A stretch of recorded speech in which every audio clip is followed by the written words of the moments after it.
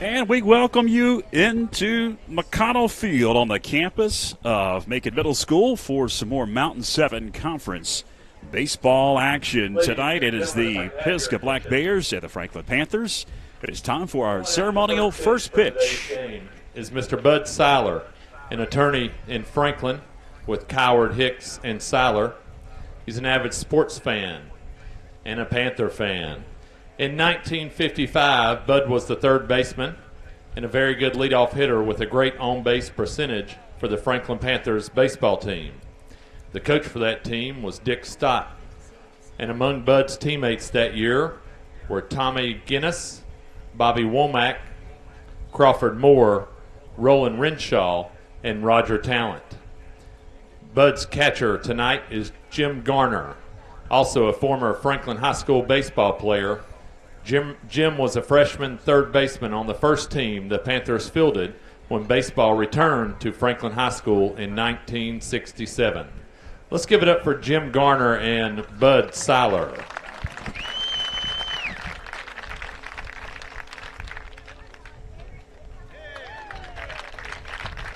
Thank you, gentlemen.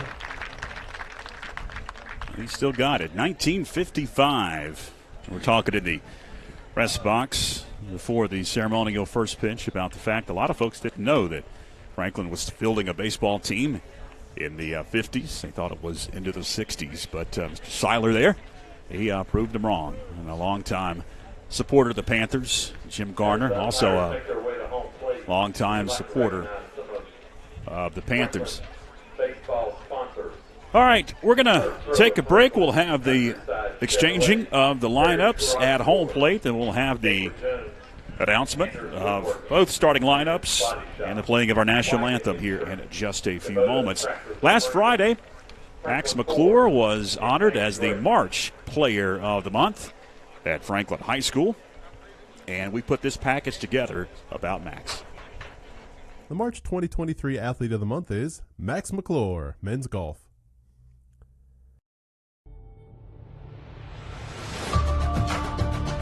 My name is Max McClure. I'm a sophomore at Franklin High School, and I play golf.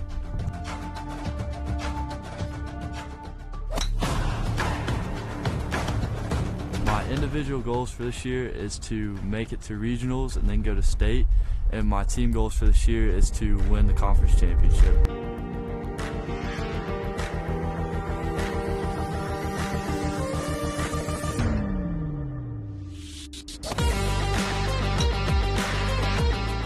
My dad got me into golf about 3 years ago, and I watched him play during that day, and I just fell in love with it, and I thought it was a lot of fun, and I've carried it on since then.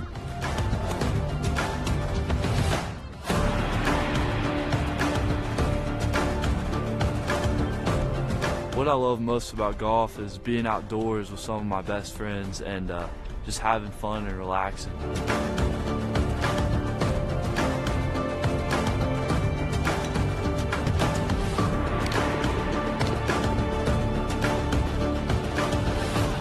My plans after high school are to play college golf or college basketball. If I didn't get this opportunity, then I would like to attend a four-year university, and if I had my choice, I would love to go to Georgia.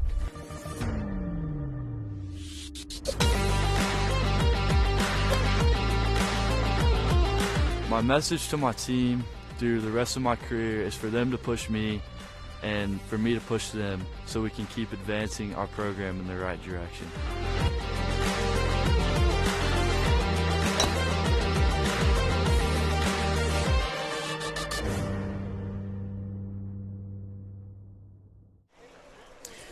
And we welcome you back inside McConnell Field as we get set for the playing of the national anthem and the introduction of the starting lineups for both the Pisgah Black Bears and the Franklin Panthers. Franklin comes in after a win on Friday against the Tuscola Mountaineers. Franklin at 5-3 overall, 2-2 in the conference. Pisgah at 6-4. They are 0-2 in the Mountain 7 Conference. So they beat up on Rosman last Thursday, 16-0. Both teams are ready to take the field, and we'll turn things over to our public address announcer, Mark Sutton, tonight in just a few moments. As the sun starts to set, as you can see, from that camera view. It's glaring off of the camera lens. A nice shot down the first base line. Bob Scott's here with his camera. Ladies and gentlemen, thank you for joining us tonight. Before we begin, let's meet our teams. First, for the visiting Bears, Coach Harold Shepard. Number 6, playing right field, Nathan Leftwich. Number 5, playing shortstop, Andrew Wester. Number 7, playing first base, Carson Allison. Number 11, pitching, Matthew Roberts. Number 8, playing third base, Eli Rigsby. Number 3, playing center field, Walker Fox. Number 9, playing left field, Silas Woody.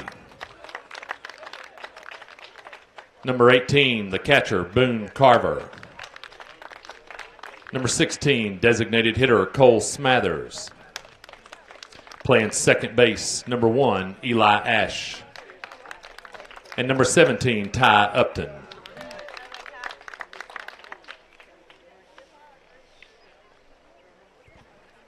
Now for your Franklin Panthers. Number 1, playing center field, Tyler Williams. Number 7, playing shortstop, Ian Knepp. Number 10, catching, Davis Anders. Number 17, playing second base, Malachi Hayes. Number 18, playing first base, Jackson Hersey. Number 14, playing right field, Caleb Clore. Number 20, pitching and DH, Jaden Rogers. Number 2, playing third base, Reed Raby. And number 15, playing left field, Attic Sutton. Also for the Panthers, number 3, J.J. Postel. Number 4, Ben Waldrop. Number 5, Bo Paulson. Number 6, Clint Cade. Number 22, Abram Appel. And number 23, Josiah Hersey.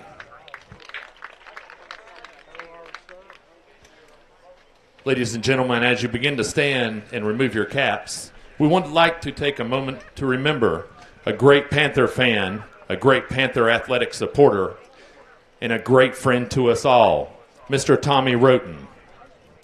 From the early 1960s to just a few days ago, you could find Tommy at nearly every practice and every game for the Franklin Panthers. Tommy had a favorite spot to watch baseball and softball at the Lewis Penland Sports Complex. That spot was just behind the 350 marker in left center field. This is where Tommy constructed some scaffolding so that he could view baseball and softball games at the same time. We have no doubt that Tommy now has the best seat in the house to watch all future Panther games. Let's honor Tommy with a moment of silence.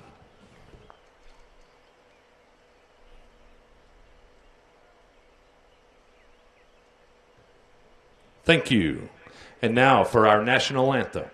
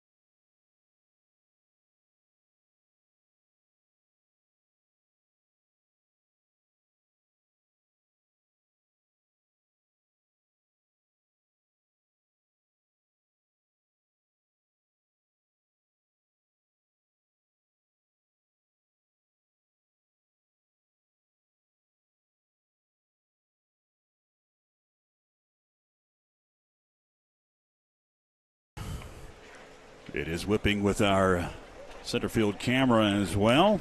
Shaking it. It is whipping the Stars and Stripes as well. It's going to be a windy evening, but it's a dry evening It is a sun-splashed evening, a warm one, but it's going to cool off as the evening wears on. Here's the starting lineup for Coach Shepard and the Pisgah Black Bears. Nathan Leftwich will lead things off. He'll be out at right. Andrew Wester at second. Carson Allison in the third slot. You see Roberts in the cleanup spot. He's the pitcher tonight. You see the rest of the Pisgah lineup. On the mound for Coach Jared Greenwood tonight, it's Jaden Rogers. Jaden coming into tonight's action in 5 games. They haven't updated the records on Max Prep. 1.91 ERA in 14. And at 2/3 innings pitched. He struck out 18. Only walked 2 batters, Brian Haley. And he is going to be the man tonight for Coach Jared Greenwood. It's good to see Jaden off to a great start this year. At the JV level, he was a pretty dominant pitcher. One thing he really relied on was a good hard fastball. This year, what we're seeing a lot more from him is, I guess, running that 2-seamer inside, hitting his spots inside, outside, just being very aggressive with the fastball. And as you can tell by the stats there, 2 walks. That's very impressive. And our staff, in a whole, in general, have done a really good job with the K to walk ratio. That's going to be Nathan Leftwich that'll lead it off, the right fielder for Pisgah Black Bears. Leftwich stands in as the sun is beating in his eyes. And Jaden Rogers gets set. Panthers wearing the camo uniforms tonight as that one's in the dirt for ball 1. We are underway here at McConnell Field. Pisgah in black breeches, white tops, white batting helmets. That one's in the dirt. 2-0 the count. As I mentioned in the open, Pisgah comes in winless at the conference. They are 0-2 and 6-4 overall. Franklin even up their conference mark. You can see the wind really whipping now on Friday. They are now 2-2 in the Mountain 7 conference. That one misses. 3-0 the count to Leftwich. Looks like Jaden's trying to feel his way through the first hitter of the game. He's kind of leaving the ball up a little bit. And here's the 3-0 pitch. Ball 4. 4 straight balls. He's going to walk. Nathan Leftwich. He had 2 walks coming into this one. It's the first batter he sees. He's going to issue a free pass. That'll bring up Andrew Wester, the shortstop for the Pisgah Black Bears. George, you don't think I jinxed him, did you? Well, I mean, I made the stat graphic there. Put it up on screen for everybody to see. That's the way it goes. That one almost hit him. Wester bails out of there for ball 1. It's interesting to see him just kind of struggling with his command right now. I wonder if there's a few more pitches like this, if Jerry's going to go out there and kind of give him a little talk and say, hey, just calm down. It's Pisgah. It's okay. Here's the 1-0. That one drops in for a strike. Evens it up at a ball and a strike. And that's usually a good pitch. You know, he's not really locating his fastball to start the game off, but, come over with the, overhand strike, curveball, and throw over to first, and back safely is Leftwich. You can see our middle infield kind of getting ready for a double play situation here. You got Malachi really shading towards the second base bag. 1-1. Swung on and missed. That had some action to it as it was tailing off the plate. Ball 2 strikes to Andrew Wester. Now throw to first. And back safely again is Leftwich. George, looking at their numbers with Pisgah, they put the ball in play. They do not strike out as much. So I think we're anticipating a ground ball here. Here's the 1-2 pitch. That was sent over to third. Going to be no play as diving Reed Rady made the play on the ball but could not fire it to second in time. So that will be a hit. That will be a hit, yes. Yeah. So Andrew Wester will stand at first, and Leftwich stands at second. The tough part about a leadoff walk is you're bringing your infield in, which makes it a tougher play for Reed at third base. It's going to bring up to the plate Allison over to short, fielded to second in time. It was a bang-bang play. They'll get Wester at second for the first out. Runners on the corners now for the Black Bears. That's going to bring Matthew Roberts to the plate. And that's key. So you got first and third situation with one out. You'll have your corners in, and then you're going to have your middle infielder playing back, hopefully to get a good double play ball right here. One gone for the cleanup hitter, Matthew Roberts, the pitcher tonight for Coach Seppert and the Black Bears. You can already see Ian and Malachi communicating, especially on a throw down here. Roberts stands in, swings, and gets a piece of it. 0-1 the count on Roberts. Eli Rigsby is on deck. Runners on the corners for the Black Bears here in the top half of the first inning. I really see our shortstop really shading towards the bag. Slow roller to short. That'll score a run. To second. They'll get the force. Coming home to score is Leftwich. And Pisgah takes an early 1-0 lead. Yeah, that was the thing I had an issue with. I'm not sure it's positioning by the coaches, but Ian was really playing towards second base. With a right-handed pull hitter, you'd like to see him play more in the hole, with Malachi already shading towards second. So that really made a tough play because that was a routine ground ball to hopefully get a double play ball. Eli Rigsby stands in, the third baseman, runner at first, 2 out, and he takes a strike. Now, Eli Rigsby is a very dangerous hitter. We talked about him a lot last year as a young hitter, hitting really well in the 400s. With 2 outs, be aggressive here. Rogers comes set now, a throw to first, and back safely is Matthew Roberts. One run has come across here in the top half of the first inning. Kind of got Reed playing more towards the line, playing no doubles. Rigsby waits, sends it through the hole, past a diving Reed Raby. That'll be a base hit. The second hit off of Jaden Rogers here in the top half of the first inning.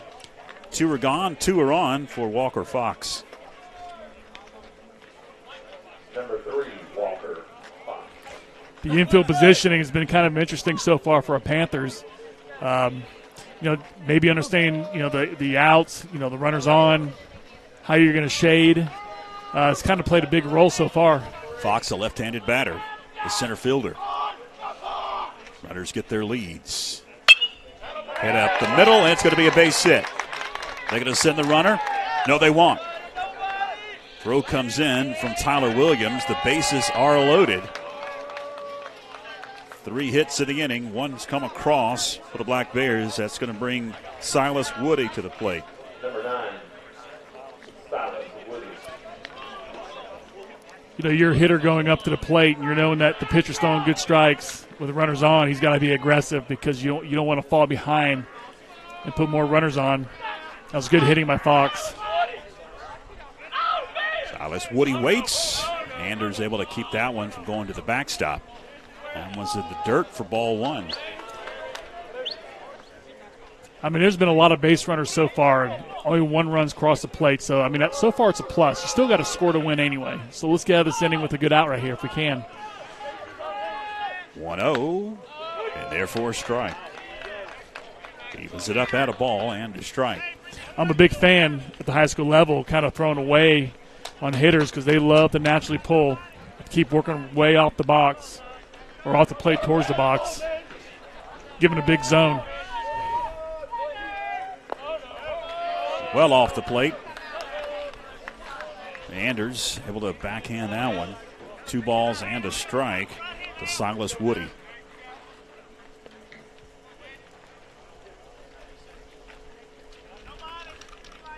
Infield's playing back. Here's the 2-1. Swung on and missed. Evens it up at 2 balls and 2 strikes. That was kind of a tough swing. If I'm Jaden, I see that. Maybe throw it again, but throw more off the plate because he was really bailing on that pitch. 2-2. Swung on. Did he get a piece of it? No, he didn't. That'll be strike 3. So Jaden Rogers pitches out of a jam. Only one run comes across. And we head to the home half of the first inning with Pisgah up 1-0. Back after this. Planning a kitchen or bathroom remodel? The first call you need to make is to Anders Custom Woodworking. Tim Anders specializes in custom cabinetry and granite countertops for kitchens, bathrooms, offices, and entertainment centers. From the large kitchens to the smallest bathrooms, Anders Custom Woodworking will make sure your specific needs are met. Give Tim Anders a call at 828-342-4222 for a free estimate today. Who's your favorite athlete? Kyle Raleigh. Probably Chipper Jones. I'd probably have to go with the late great Kobe Bryant. I don't know. I'd probably have to go with Kyle Raleigh just because I've actually met him. Would you rather practice in the morning or late at night? Late at night. It's gotta be late. Late at night. Early practices suck. You're super tired. Late at night. Early in the morning. Get it over with. Yeah. Not get it over with, but Yeah. like it's nice and sunny outside. Early in the morning. Definitely early. Yeah. What's your favorite food? Taco Tuesday at El Charro is nice. Pizza. Filet mignon. I'm gonna have to go with lasagna. Pizza. ACP from the Mexican restaurant. Chocolate gravy. Would you rather watch the Super Bowl or the World Series? World Series. World Series. World Series. World Series. Depending on who's in the World Series. Last World Series, I'd much rather watch the Super Bowl. Super Bowl for the halftime show.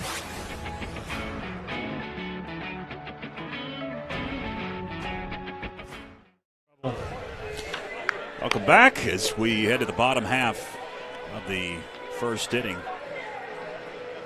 Pisgah and Franklin doing battle for the first time. They'll do battle again on Friday in Canton. Here's the starting lineup for Coach Jared Greenwood and the Panthers. Tyler Williams going to lead it off. It's Ian Knepp in the second slot. Davis Sanders in the familiar 3-hole, and Malachi Hayes is the cleanup hitter tonight. You see the rest of the batting order: Hersey, Clower, Rogers, Raby, and Sutton. On the mound for Coach Shepard and the Pisgah Black Bears is Matthew Roberts. He's a hard-throwing kid. Got 26 strikeouts so far this season at 6 games. He's 1-2 with a 3.73 ERA. But the big thing that's really hindering him is the walks. 21 walks is really tough. So he's putting a lot of base runners on. Yeah, he's looking good so far. His fastball looks very live tonight. Looking at his slider, it's like he's a fastball slider kid. You know, his slider has to really bite more if he wants to get more damage done to the hitters. But we'll see tonight. You know, one thing about our team, and I've said this before on the broadcast, we love to hit a good hard fastball. So you throw it harder, we hit it harder. So it really comes down to his breaking pitch. So Williams stands in, and he takes the ball low and outside. Tyler's kind of cooled off a little bit after a really hot start to start the year. 1-0. That one's low. 2-0. But one thing you get with Tyler, you know, maybe put the ball down with a bunt and use his speed a little bit. But he's in a hitter's count now. 2-0. And therefore a strike. 2-1 on Tyler Williams. And that's one thing with a lot of our hitters. You know he's going to put they're going to see a lot of pitches. So find the pitch you want to hit. Misses the zone. 3-1. Pisgah able to scratch across the run in the top half of this inning if you just joined us. 3-1. Backs him off. Ball 4. So both pitchers will lead off their half of the inning with a walk. Matthew Roberts will walk Tyler Williams. That'll bring Ian Knepp to the plate. Yeah, he's just missing on both halves of the plate. A little bit off, a little bit too much inside. I guess, just kind of like Jaden was in the first inning. I think he's trying to fit his way through these first couple of hitters and maybe trying to know where the umpire zone is.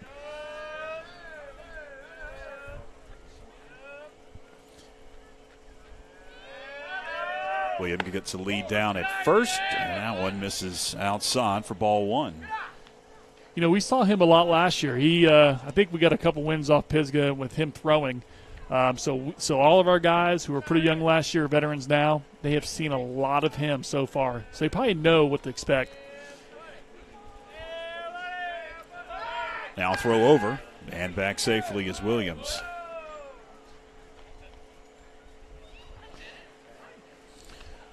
Tyler's got good wheels at first base. Obviously, the pitcher's very aware.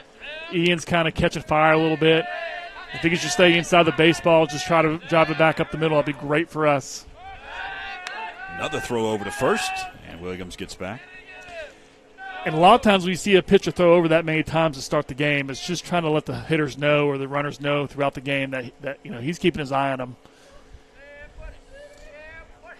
The 1-0 just misses. 2-0.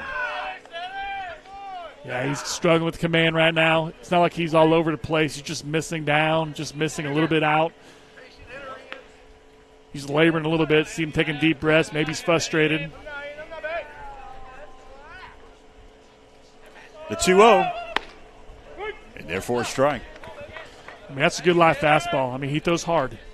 If he just get his second pitch over, it could really, spell trouble for our hitters. But right now, we're looking for a good fastball over the plate to hit. Knapp awaits the 2-1. That one. Was that a no pitch? It's a balk. It's a balk, okay. Then comes set. I'm going to advance the runner. I'm kind of peeking in the dugout, see if Harold Shepard's coming out. I love Harold. I don't think he's. He gives us action. I know that. He must have agreed. So Williams now, you see in your screen down at second. 2-1. That one misses. Man. Yeah, that's really tough. He's not missing by a lot. 3 balls and a strike to Ian Knapp. Matthew Roberts. What a hitter's count that Ian has with a runner in scoring position. Ball 4. So back-to-back walks for Matthew Roberts. It's going to bring Davis Anders to the plate. He had a big knock in the game on Friday. Here comes a meeting at the mound between the infielders. It's like the pitching coach. Yeah, I mean, it's going to be a simple, hey, just calm down a little bit. You're throwing well. Just keep working. Find your groove, your rhythm. It's okay. Get the ground ball. The ground ball could be 2 outs. A lot of times, especially early on, and you know this, coaching in high school for 20-plus years, a lot of nerves, a lot of adrenaline. Sometimes you overpitch it early on. I think with him, it's not nerves. He's a senior pitcher. He's pitched a lot. He's pitched here. I think it's just one of those, he's geared up. His fastball looks very lively. And I think the coach is going out there just to calm him down. It's common.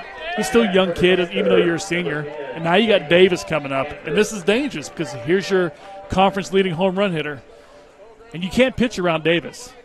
You're going to have to come to him, especially, seeing the off-speed pitches not going over for strikes. And Davis knows that because he's a very smart hitter.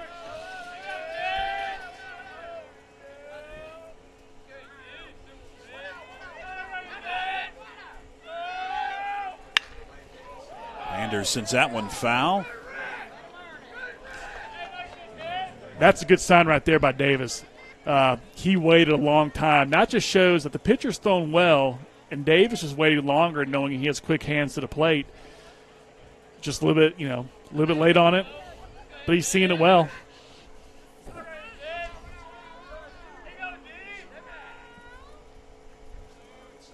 The 0-1 fouls it to the screen, and the whole 0-2. Now Davis is going to be smart here. Now the one thing about Davis, people may see him as a pull hitter, but he can hit to all parts of the field. The right side's wide open. He's probably expecting off speed. He's probably going to shorten up a little bit and poke it to the right side. That'll be my guess. The 0-2 fouls it back. Which he tried to do. He inside out that swing. Got his hands really inside and let the ball child a little bit more. But you also got Malachi on deck. You can't just necessarily pitch around Davis, but the pitcher is ahead 0-2. Roberts comes set. The 0-2. Misses low for ball one. Try to get him to chase one inside. Well, that's one thing about Davis. He's worked really hard in the off-speed or in the off-season on off-speed pitches. He's seen a lot of it. He knows what's a strike. He knows what's not a strike. The 1-2. Runner takes off at second, then he stops. That one just misses for ball two. 2 balls, 2 strikes. Yeah, Roberts frustrated. I think he thought he got strike 3. Probably hit the corner. Smiling a little bit.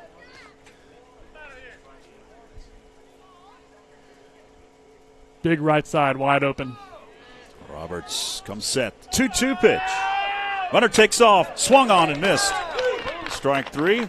Williams again went about halfway, and he stopped. First out of the inning. The strikeout as Davis heads to the dugout. That'll bring Malachi Hayes to the plate, the left-handed batter, in a cleanup spot tonight. Runners remain at first and second.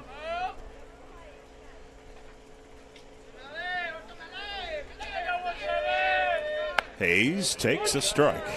A little high. Malachi talked to him after last game. He said he's seen the ball better now. He's kind of getting back in the groove and staying inside the ball. And, you know, for him, he's a gap-to-gap hitter. He knows what he is. Expect more hits coming down the road here. The 0-1. That one's well outside. 1 ball and 1 strike to Malachi Hayes. Glad that you're with us on YouTube and Facebook. Just about 7:30 as the sun, I believe, has officially set over the mountain out in right field. It's like Harold's got the outfielders deep. 1-1. Backs Hayes off the plate. 2 balls and a strike. I think in this situation here, you get all your outfielders playing what we call a 9, which is deep. A base hit can easily score 1. But if you're playing more shallow, especially, with Malachi, which, he's struggling to still, hitting the baseball this year, especially the right fielder's playing way back. Here's the 2-1 offering. Long look in, and that one misses. Roberts is really, really having command issues. Good. Again, he's got a good fastball tonight. He's just not finishing his pitches off.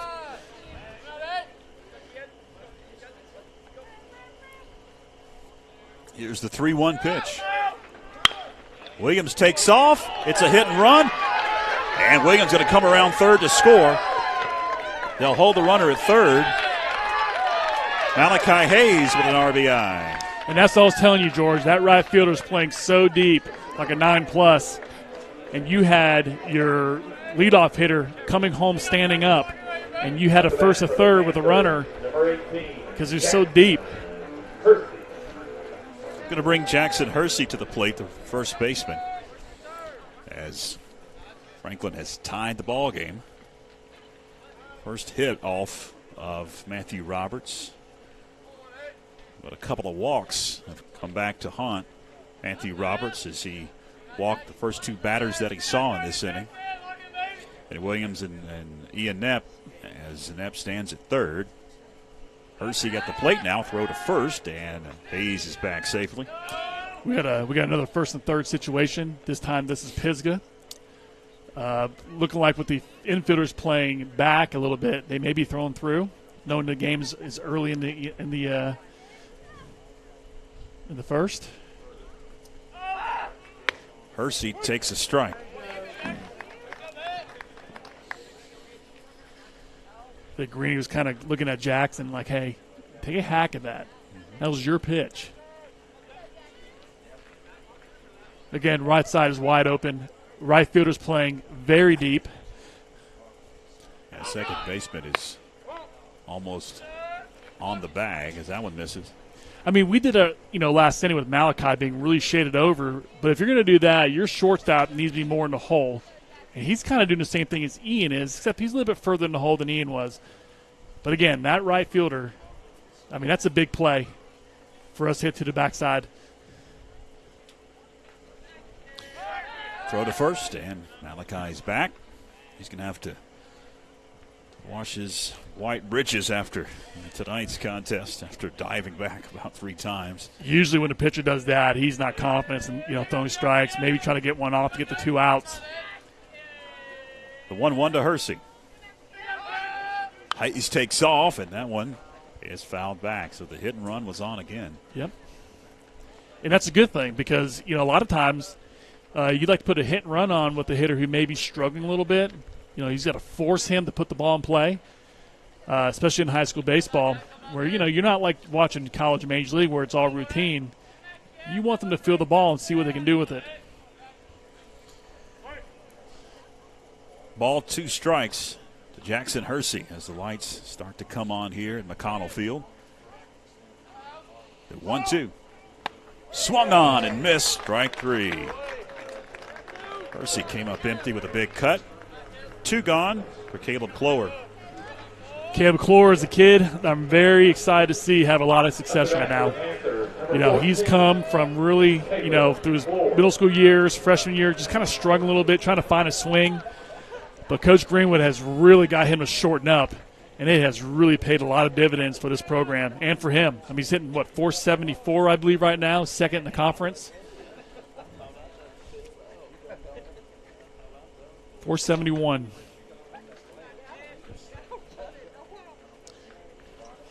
And this is the pitcher he wants to face. Runner takes off at first. No throw. Yeah, you can tell what they're going to do in first and third. When you got the infielders playing back, it's either going to be a throw through or right back to the pitcher. And I think Greenwood saw that. He knows. He can see the positioning of the second baseman and the shortstop. Usually the second baseman cuts it off because he has a better angle of a throw, and he was way back. Here's the 1-0, and therefore strike. Evens it up at a ball and a strike. The wind continues to whip here at McConnell Field. It'll be a beautiful Wednesday for some more Panther baseball. Tomorrow we'll talk about the schedule as we go along tonight. 1-1. That one is fouled back to the screen. Clower in the hole. The ball 2 strikes. He kind of took his hands away from his body there. Kind of got off the hand a little bit. If he would just kept his hands aside more, I think he would just absolutely crush that ball because he was all over it.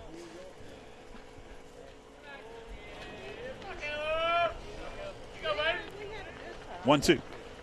Swung on and missed. Strike 3.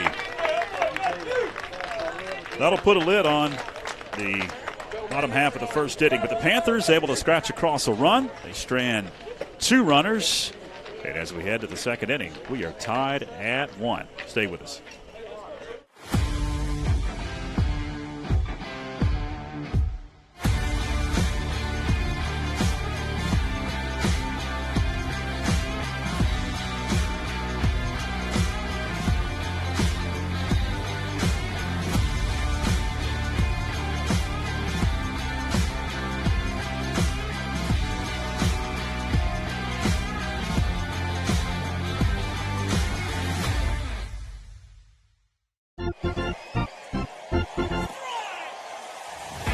Teammate is the funniest to follow on social media.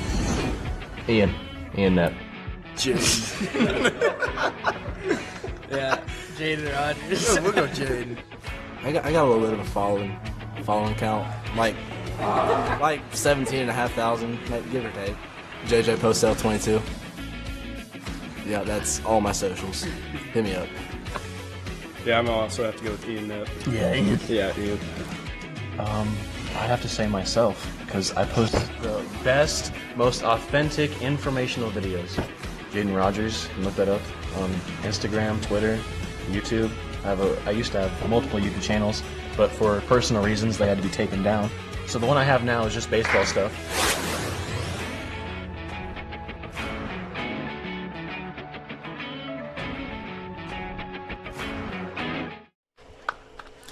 Welcome back. We head to the top half of the second inning as Boone Carver leads things off the Black Bears. Takes low for ball 1. 8, 9, and 1 in the Black Bear order. Cale Smathers is on deck, the DH, and we'll head to the top of the order in Nathan Leftwich. Here's the 1-0 to Carver. caught the corner. Hopefully this inning, Jaden does settle down. Right now he's facing a freshman who's up this year, who's been so far pretty successful, as you expect from a freshman. 1-1. Chased inside. A ball, 2 strikes.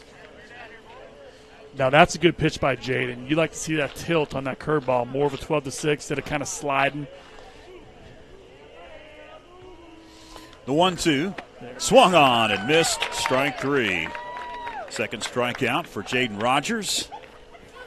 1 gone here in the top half of the second inning. That's going to bring Cale Smathers to the plate, the DH. Up to bat, number 16, Cole Smathers. I say Cale, is it Cole? It's Cole. It's Cole. I put it in my roster wrong. Cole Smathers at the plate. A little low for ball 1. Yeah, Cole, he's kind of looking at his numbers right now.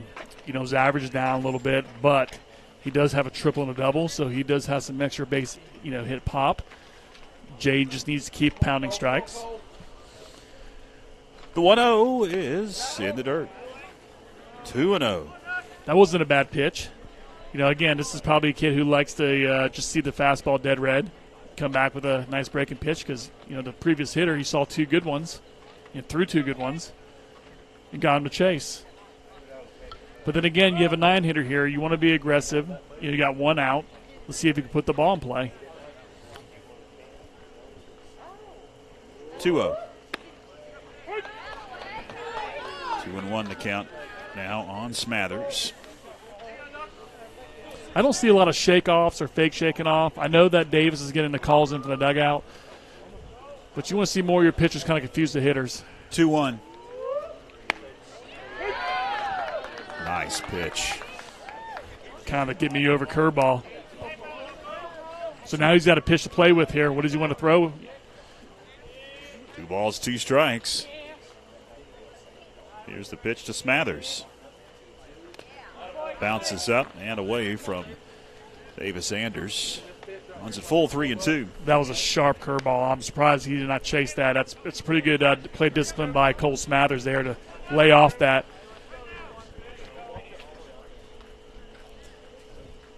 Jaden's probably going to come very aggressive with the fastball. Let's see if the hitter can stay up with it. Time called. Smathers will step out. You don't want to lose the 9-hitter with 1 out and turn the lineup over to the leadoff hitter and have runners on for those guys. Payoff pitch. Oh, wow. Just missed. Ball 4. So he called that an earlier strike in the bat. And then he fooled Smathers. I can guarantee you 100% he was guessing fastballs, and he saw that weird spin, and he just laid off it. So Coach Green was going to come to the mound. Again, similar to the pitching coach going to see Roberts earlier. Say, hey, you're at the top of the order now. We got 1 out. Relax. Curveball's looking good. Hit your spots. Get a ground ball here.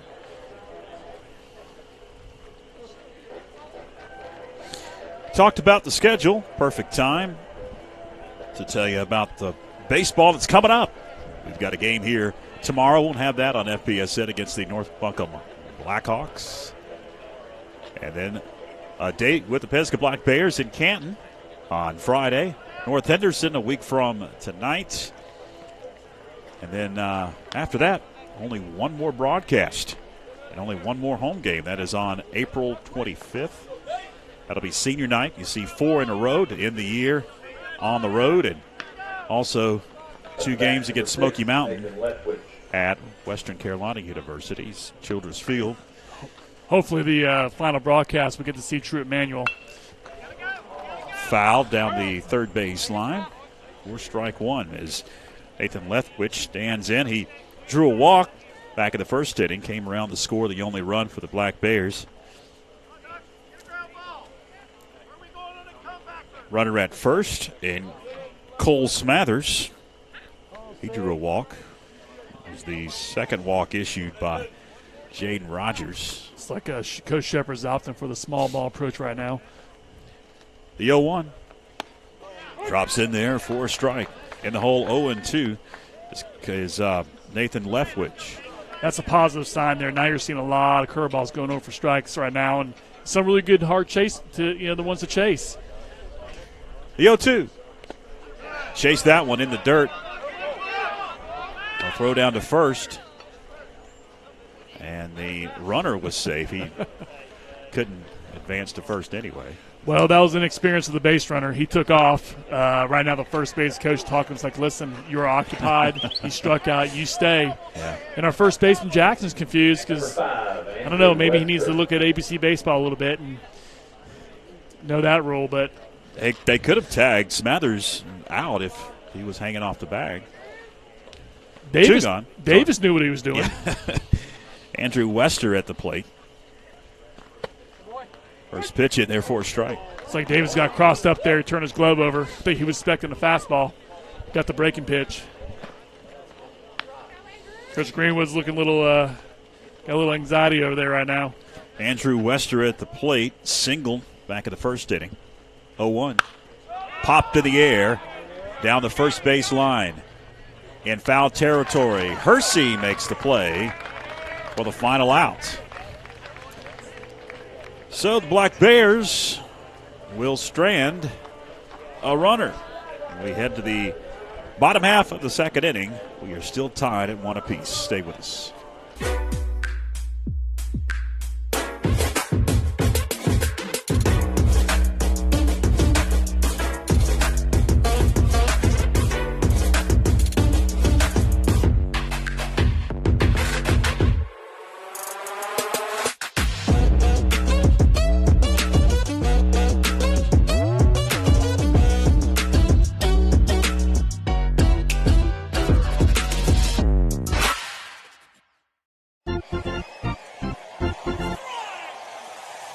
What's your favorite app on your phone?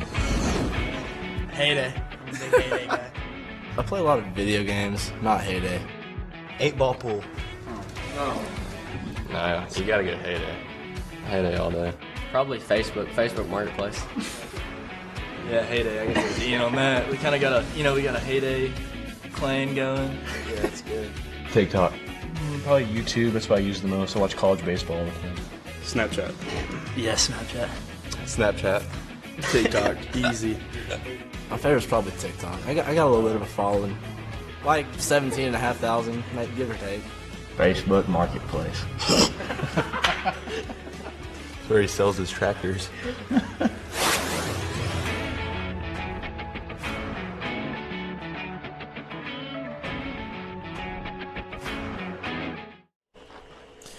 Welcome back, fans. We head to the bottom of the second inning in a tie ball game, 1 apiece. Both teams scored their 1 run in the first inning. Leading things off here in the bottom of the second, it's Jaden Rogers, the pitcher, also the DH. Meaning if you take him out, then he can stay in at DH. Reed Raby and Attic Sutton, 7, 8, and 9 in the Coach Greenwood order. As Roberts deals, and it swung on and missed at the plate by Jaden Rogers. Jaden took a bad swing there, kind of pulled his front foot out. It's going to be really tough to hit a baseball with the plate doing that. 0-1, fouled off. Quickly in the hole, 0-2 is Jaden Rogers.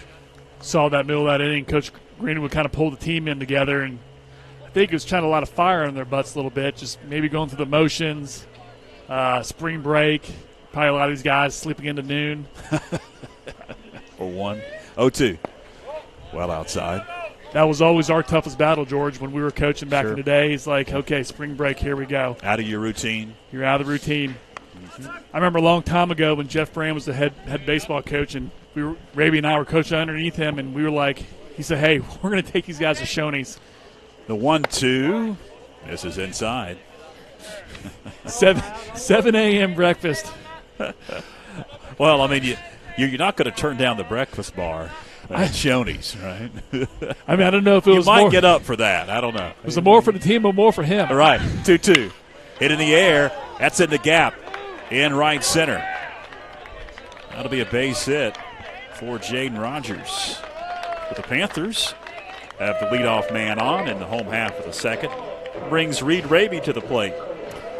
That's the biggest fear of all coaches, no matter if it's high school or college coaches, is you got to get those kids up early and get their bodies loose. Been part of that as a player, been part of it as a coach, and maybe that's what Green was kind of jumping on them for. Now, it's probably a good position right there to have your center foot and your right footer playing really like a deep 9, because that could have been a double in some other circumstances. Reed Raby at the plate. And he takes a strike. Matthew Roberts is definitely popping the mitt. You could hear it in our behind-the-plate mic, as he is a hard-throwing right-hander. Well, a lot of our guys like the good fastball. Reed's another one. I think Reed needs to see this and really jump all over it because he's very quick. The 0-1. Sent foul. Now the first baseline.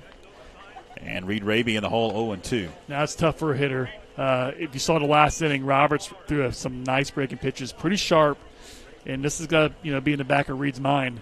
0-2, choke up a little bit, stay short, just put the ball in play. See if they can make a routine play. Move the runner over. Rogers gets the lead now, a throw over. He is really, really focused on those runners. That's a lot. It's a lot to see throwovers, so far this early part of the game. I could see it late in the game when the game's tied. The 0-2. That one is sent on a line to the second baseman. And they're going to double up. Jaden Rogers. Rule number 1 when you're a base runner, freeze on a line drive. Now I know Coach Greenwood teaches a little bit different because we talked about this in the past. It's not just freeze on a line drive, take a step back to the bag on a line drive, because you're not going to go anywhere until you see it through. So, again, that was a terrible base run by Jaden. I'm sure Coach Greenwood's going to give him a nice earful. Attic Sutton at the plate as he takes a ball. 1-0 the count. 2 gone, nobody on now in the bottom of the second inning. Roberts is settling in right now. And therefore a strike. This is probably what you see in the stat sheet. You see a lot of strikeouts in innings. You see a good fastball. His breaking pitch is pretty sharp right now.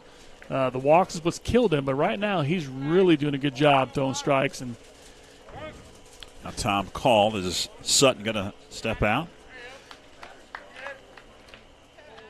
Again, we got a freshman in 9-hole. Said it before in the other broadcasts. A lot of promising future for Attic Sutton. The 1-1. Half-hearted swing inside. Ball 2 strikes now on Sutton. That's him guessing a little bit. Again, with young hitters, you got to understand the count you're in and what you're going to be looking for. And where you are in the lineup will determine that too.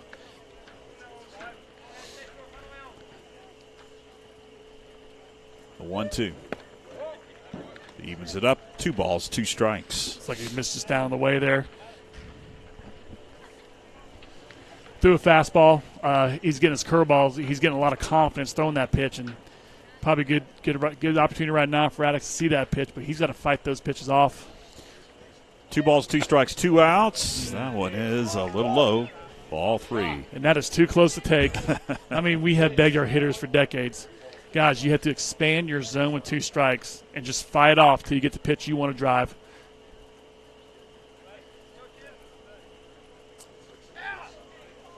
(3-2) Low and outside. Ball 4.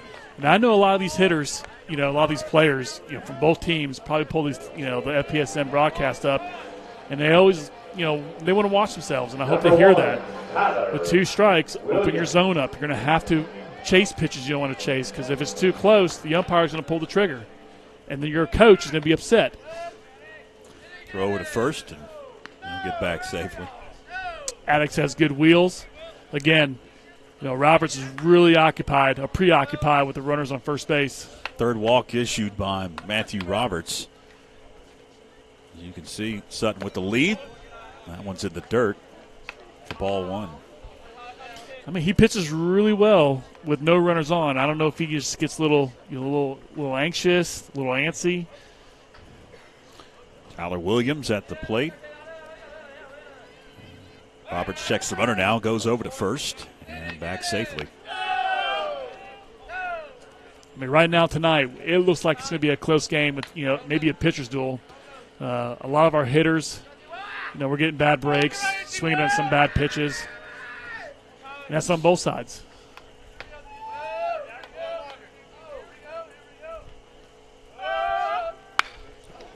In the air, shallow center. Nobody's going to get it. That'll be a base hit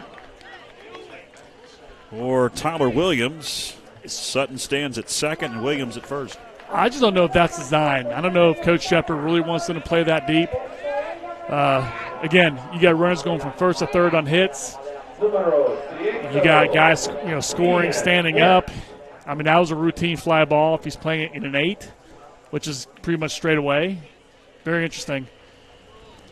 Now Coach Shepard going to come over.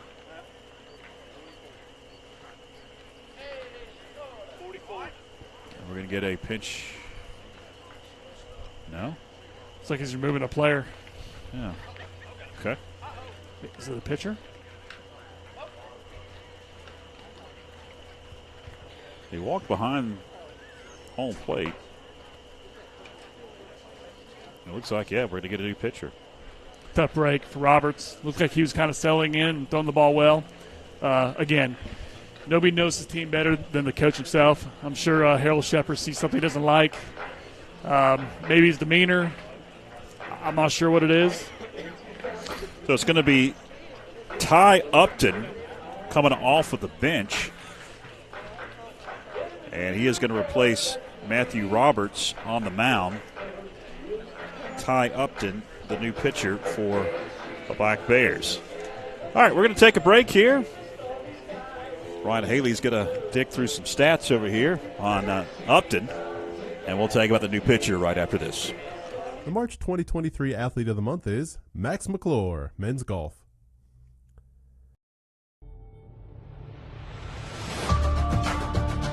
My name is Max McClure. I'm a sophomore at Franklin High School, and I play golf.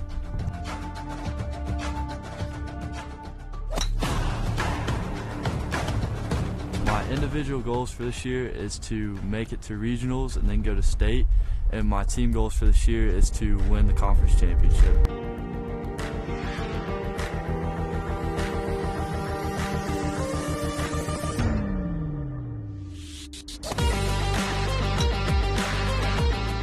My dad got me into golf about 3 years ago, and I watched him play during that day, and I just fell in love with it, and I thought it was a lot of fun, and I've carried it on since then.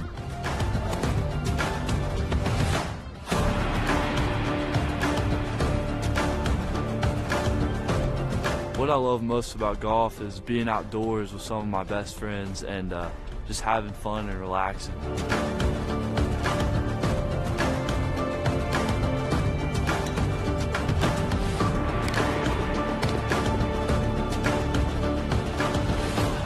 My plans after high school are to play college golf or college basketball. If I didn't get this opportunity, then I would like to attend a 4-year university, and if I had my choice, I would love to go to Georgia.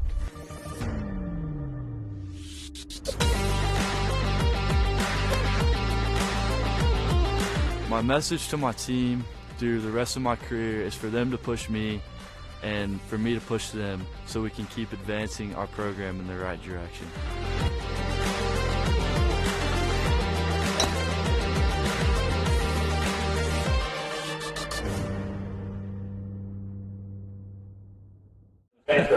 Welcome back. I was wrong. It was not Ty Upton.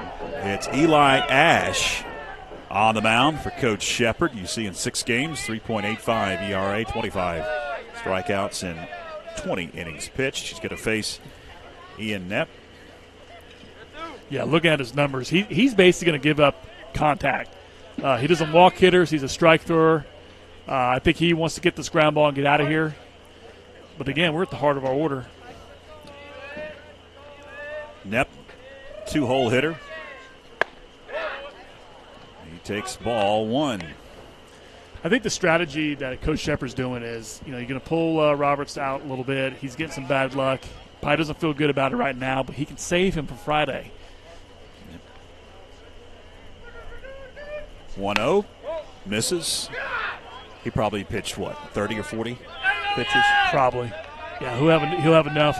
Probably Eli will start Friday, and Roberts come in to close. That's just my best guess. I'm not Harold Shepard, trust me. Here's the 2-0 pitch to Ian Knepp.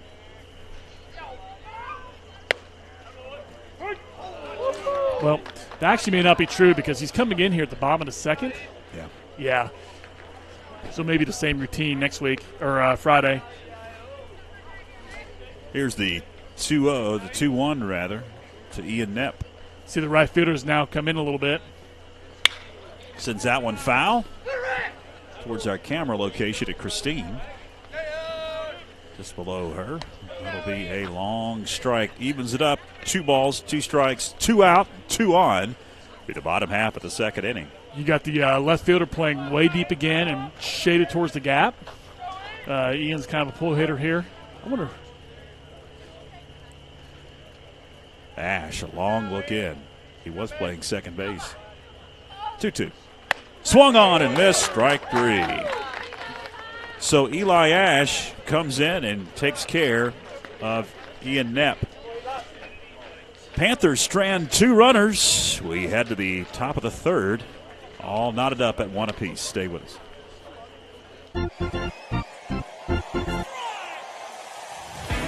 Why do you wear your number? Reed stole my number last year, so I had to wear 22, and it grew on me. Because it was the only really number that I liked that was open.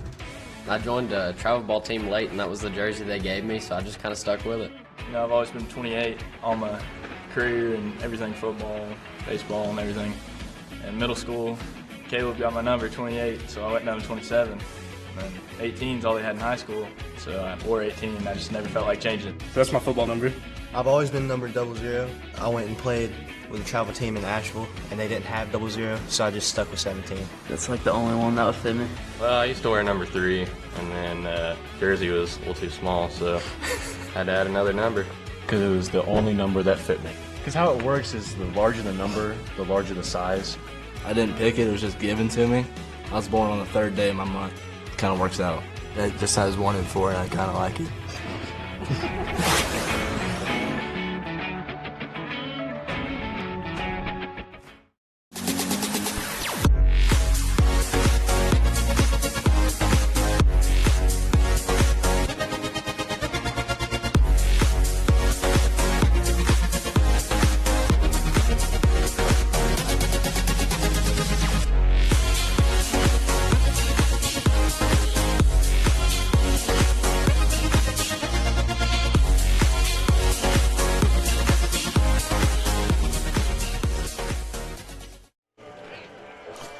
Welcome back. We head to the top of the third, and the middle of the order is coming up for Coach Shepard's Black Bears, tied at 1 apiece.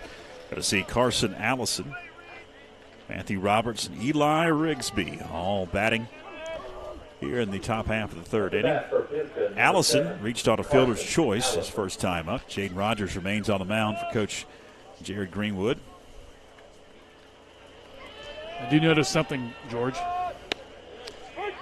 I don't don't see catches see the inside corner for strike 1. I don't see Jamie Waldrop here at the stadium.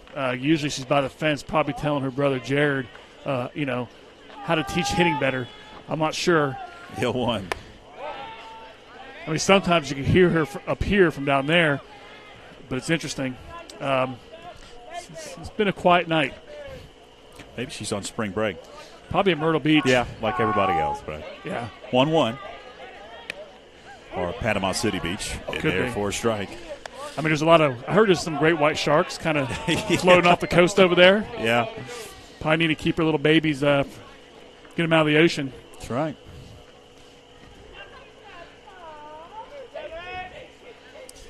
The 1-2. Ooh. Bounces up and to the backstop. Evens it up at 2 balls and 2 strikes. And that's okay. That's a good waste pitch 1-2. He spiked it too much. That's all right. You're seeing a lot of Jaden right now settling in, getting very comfortable with what he's trying to do up there on the mound.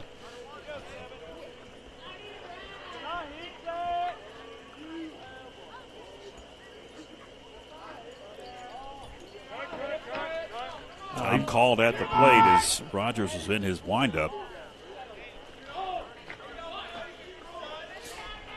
They gave a shout out to some of the volunteers over the public address system here in between innings. Do want to give a shout out to Jerry Greenwood and his staff that painted the FPSN logo there on the mound. You can see their outfield shot. The 2-2 caught him looking. One gone in the top of the third as Allison takes a seat. That'll bring Matthew Roberts to the plate. I think Allison, when he saw that pitch, he started just going back to the dugout before he even crossed home plate. Yeah, he knew it. He was sitting fastball. He just was not chasing that, and that was a pretty good pitch. Yeah, dropped it in there, did Jaden Rogers. Roberts reached out a fielder's choice. He swings and misses. He began on the mound and was pulled in the bottom half of the second inning. Remains in the batting lineup. He's one of their RBI leaders, too. The 0-1. And the whole 0-2 is Roberts. Seems like the Pisgah hitters are really struggling with the breaking pitch. That's probably a good time for Jaden to probably start thinking, I'm going to pitch backwards. Quickly, Rogers to the plate. Slow roller, going to be a tough play. Rogers fields, and he airmails it to first. Wasn't much you could do with that one. It was hit into the ground and died and rolled down the third base line. That'll be an infield single. That's what you call a swing and bunt. Again, with one out, you got your infielder playing back, or maybe even with the bag. It's kind of what we teach our kids. But, Jaden has to come off the mound. You got to think about where he delivers. When he finishes towards first base. He has to flip his hips, go back to the third base line, try to make a good throw, which is really tough. That'll bring to the plate Eli Rigsby. Rigsby will take a strike, a high strike. Roberts has a very minuscule lead over there. But, again, Jay's not one of those who want to try to keep the runner close. He works quick, wants to throw strikes. The 0-1, well outside. Evens it up at a ball and a strike to Eli Rigsby. Singled back in the first inning. He was stranded at second. Yeah, Rigsby's a very good hitter. Again, I talked about him last year. He just has a really good plate discipline, knows what he's doing with the bat. 1-1. Caught on a line by Reed Raby at third. He'll throw to first. And back safely is Matthew Roberts. That was a great play by Reed Raby. Rigsby hit a screamer, and Reed had to really lay out to his left and just snare it. That'll bring to the plate with two gone Walker Fox. He singled back in the first inning. That was the inning that both Pisgah and Franklin scored their lone runs. Go to first, and heading back is Roberts. See, this is what I don't get here. You got two outs, and Roberts has no lead. Maybe a courtesy throw over, but that was his good move. Hit in the air into shallow left field. Ian Knapp ranging and making a play for out number 3. That was a great play, George. Holy cow. Walker Fox flies out to end the inning. And the Pisgah Black Bears strand a runner. We head to the bottom half of the third inning, tied at 1 apiece.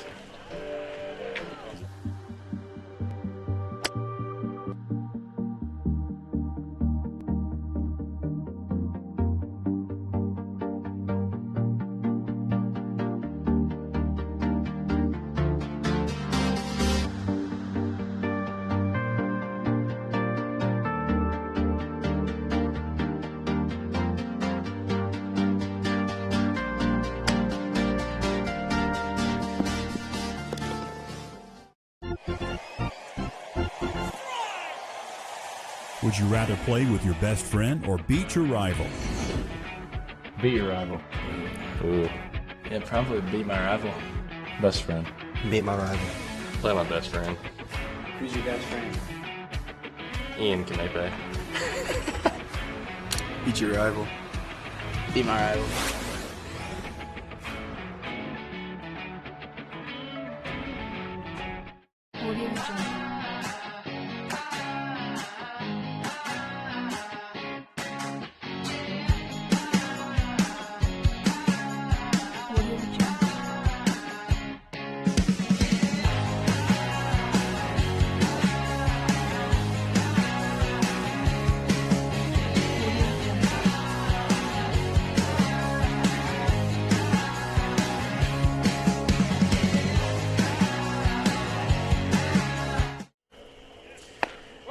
Welcome back. We head to the bottom of the third inning. It's Davis Anders at the plate.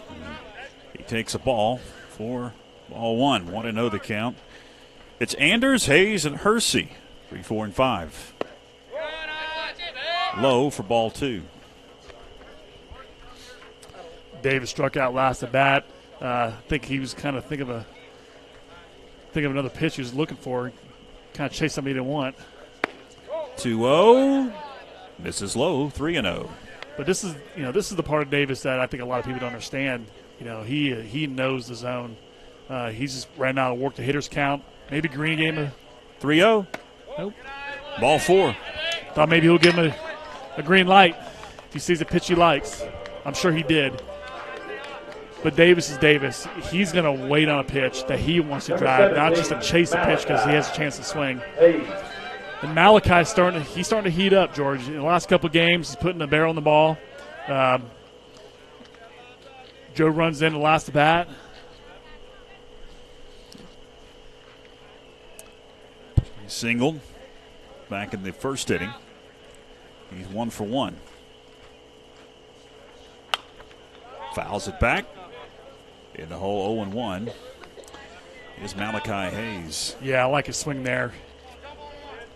Getting a little bit more aggressive, really staying tight inside the ball.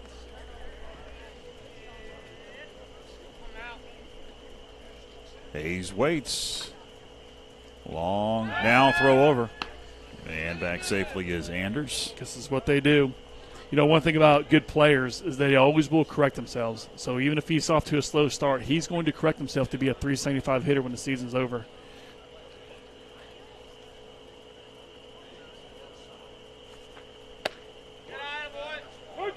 Ooh. 0-2 the count on Malachi. That's tough. That's a tough call because now it puts him at 0-2, and Malachi can't just take good swings here. Throw to first, and back safely once again is Davis Anders. I mean, Davis is a good baseball player. We all know that. I just don't see him stealing 40 bases. He's a catcher. Yes, he's driving in the fast guys. The 0-2 popped up into right field. That's trouble lights. And it's going to be caught by the second baseman, who I believe is now Eli Rigsby. They've shuffled the infield, and I've tried to get numbers. No, it's 6, not 8. Number 18, Jackson. As the second baseman, that is Nathan Leftwich. So we got a new right fielder, too, for Pisgah. They shuffled it around. All right. One gone. One remains at first. That's going to bring just Jackson Hersey to the plate.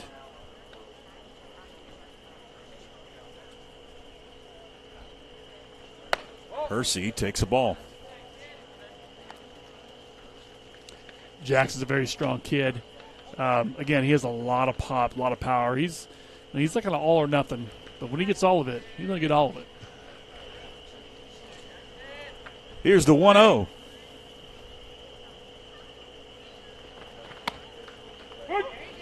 Catches the corner. 1 ball, 1 strike. You hear the tree frogs starting to croak. Popped 80 today. They've come alive. They have come alive, that's right. Davis with a short lead. Jackson's got to think inside. Here's the 1-1. Came up empty with a big stroke. Ball 2 strikes to Jackson Hersey. Jackson's taking good swings, but the problem is, they're kind of pulling their heads out and just see it off the barrel. You try to teach young kids to do that, and it's hard for them, but, when you're, at this level. The 1-2. Now throw over. Hersey struck out his last time at the dish. He's back in the first inning.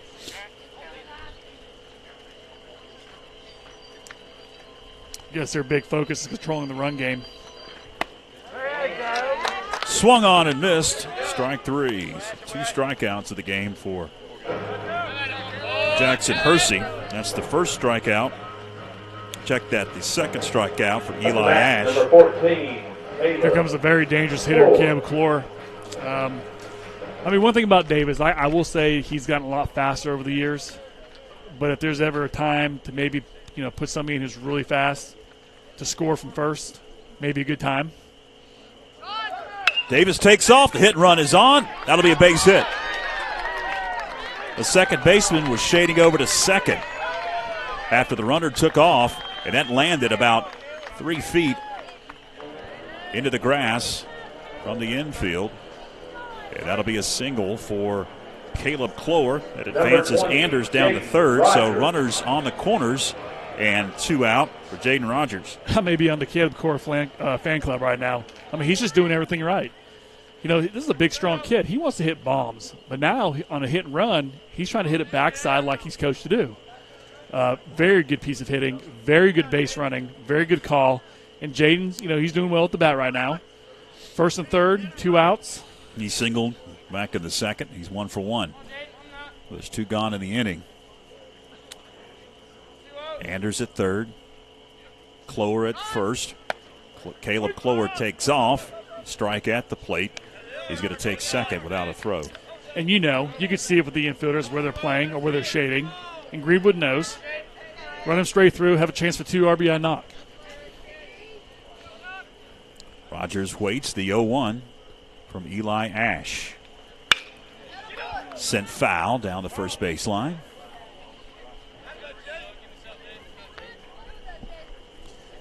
Quickly in the hole 0-2 is Jaden Rogers, the pitcher. Also in the designated hitter slot in the lineup. You could feed it right back up the middle. That'd be nice. The 0-2 popped into center field.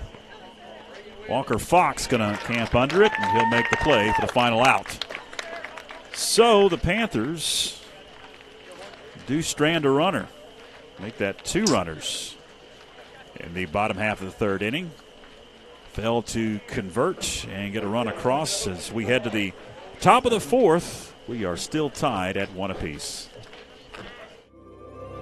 Join Backlot Cinema and the Blue Ridge Bartram Trail Conservancy for Walking with Bartram, a section hike of the Bartram Trail through Georgia and North Carolina.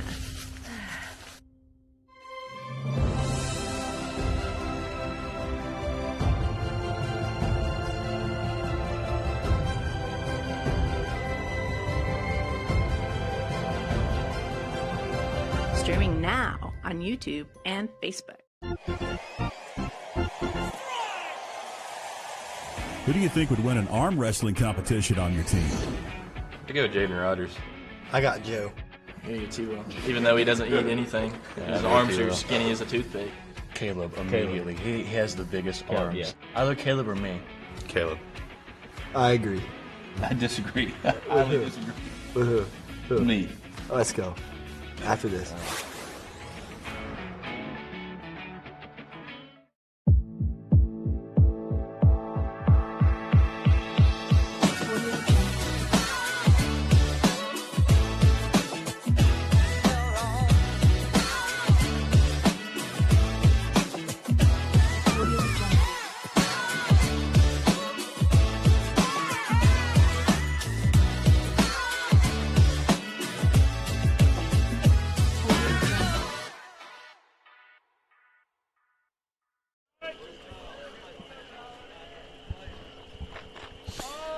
Welcome back. We head to the top of the fourth inning. And it's going to be Silas Woody that'll lead things off. Tied at 1 apiece. Rogers remains on the hill. That one is sent to third. It's Reed Raby up with it. To first in time. Nice play by Reed Raby. He's had a couple in this ball game. Caught a liner, and that was a tough play. Had to backhand it. And he threw it down to first for the first out. Reed's doing a great job at third base. I know we're kind of shuffling the infield around a little bit, but trying to find what works, especially with our defense, because we were really, really not playing well at the beginning of the year. But Reed over there maybe solidified the third base job. He's looking great. Boone Carver stands in, hits that one into center field. Did he catch it? Yes, he did. What a play. You know, Caleb Clower. I couldn't see if it was Clower or if it was Williams, and it was Clower that slid in. There's the replay. He's getting faster. I don't know what's going on. That's what it is. Yep. He's had a hamstring injury, so he's feeling really good right now. So 2 gone very quickly. It's Cole Smathers at the plate. Drew a walk his last time up.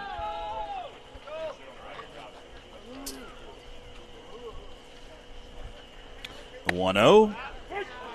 Catches the low and inside corner.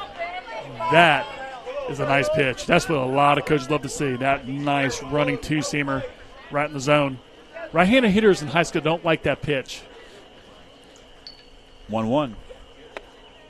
Tries to hit that same corner and misses. 2 balls and a strike. Looks like he's trying to drop in a changeup there. That ball had a really funky spin and kind of diving a little bit. 2-1. Bounces up to Anders, evens it, or takes the count to 3-1. He's short on that a little bit, kind of why he spiked it. David's doing a good job right now. So, hey, come on. I think we've got the 9-hitter up. Is he the 8 or 9-hitter? He's the non-hole hitter, yeah. Yeah, he's settled down. We've got 2 outs. Go after this hitter. I think his delivery is going really fast, like he's really rushing his lower half. And Smathers had a good eye his last time up as he drew a walk back in the second inning. And pops the mitt for strike 2. That's what you like as a coach. You don't have to scream from the dugout to give instructions. Your catcher could see it, especially when he's a senior. Go out there and talk to him. Payoff pitch. Towards first. Off the leg of Jackson Hersey. That was a tough play going to his left. The ball took a funny hop, kind of kicked a little bit on him. But you kind of want to see, one thing we always, taught our infielders is look for that one hop. And he was kind of backing up on it, looks like. Yeah, he was backing up on that ball. Come up to the ball, find that good hop, make the play easy, keep the pitch count down. We want Jaden to go a long time. Hit or an error is the question. That's an error. First error by the Panther defense as that one misses. 1-0 the count. I'm sure Smathers will beg the difference if he ever sees the replay of this.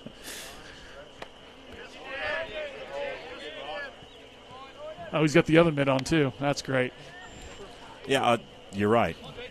I saw that when he was playing the infield. We played 100 years of baseball. Now we have to use an oven mitt. The oven. That's a good ridiculous description. 1-1, slow roller foul down the first baseline. I mean, usually they're for your really fast guys, your leadoff hitters, and who like to go head first.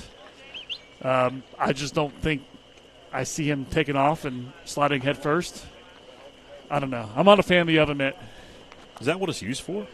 Base running? It's to protect his hand. So, like, if there's an errant throw, the spikes doesn't come down and hit his hand. Gotcha. But it's such a rare situation. I think some guy came up with a good idea. Hey, I'm going to take these cookies out. Oh, wait a minute. We use this for base runners. 2-2. Swung on and missed. Strike 3. That'll put a lid on the top of the 4th inning as Leftwich strikes out. Pisgah strands a runner. We head to the bottom of the 4th, tied at 1.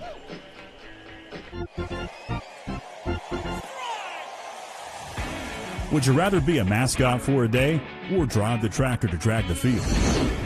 Definitely the mascot. That's something I'd be good at. I feel like a mascot. I'm definitely dragging the field. Who's your favorite band? I'd have to go maybe AC/DC. They make some pretty good stuff. Leonard Skinner.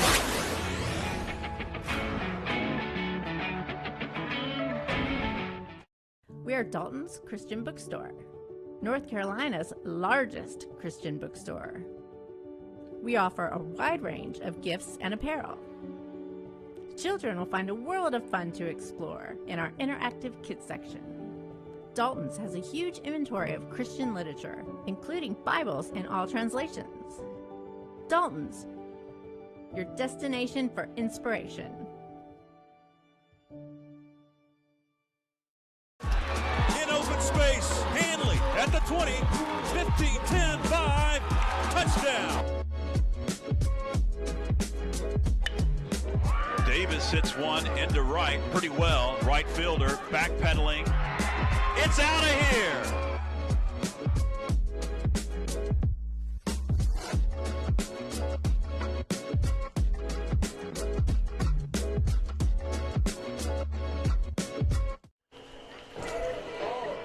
Welcome back. It's the bottom of the fourth as Reed Raby going to step in to face Eli Ash.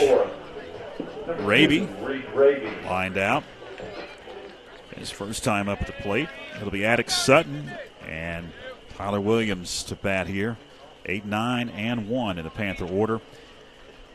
Eli Ash remains on the hill. Raby sends that one to second. 4-3 goes Reed Raby. That'll bring Sutton to the plate.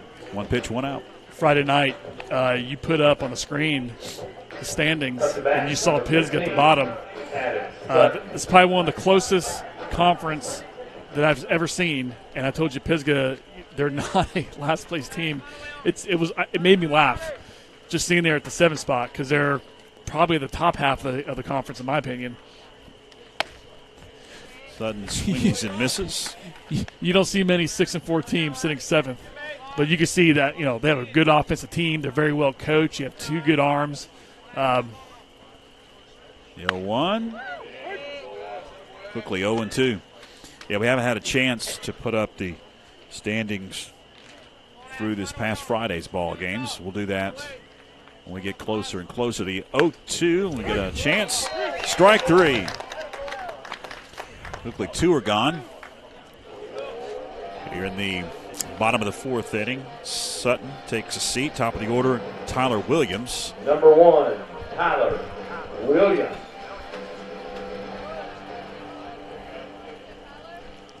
Williams, leadoff batter, walked, and he singled his last time up at the 2nd inning. That one pops the mitt for strike 1. Yeah, Eli Ash he's looking pretty good on the mound right now. I like his demeanor, works quick, throwing strikes, good velocity. The 0-1, fouled off. That one's towards the blacktop in the basketball courts down the first base line. This is the type of pitcher that I know coaches love because we always preach pitch to contact and trust your stuff for strikeouts.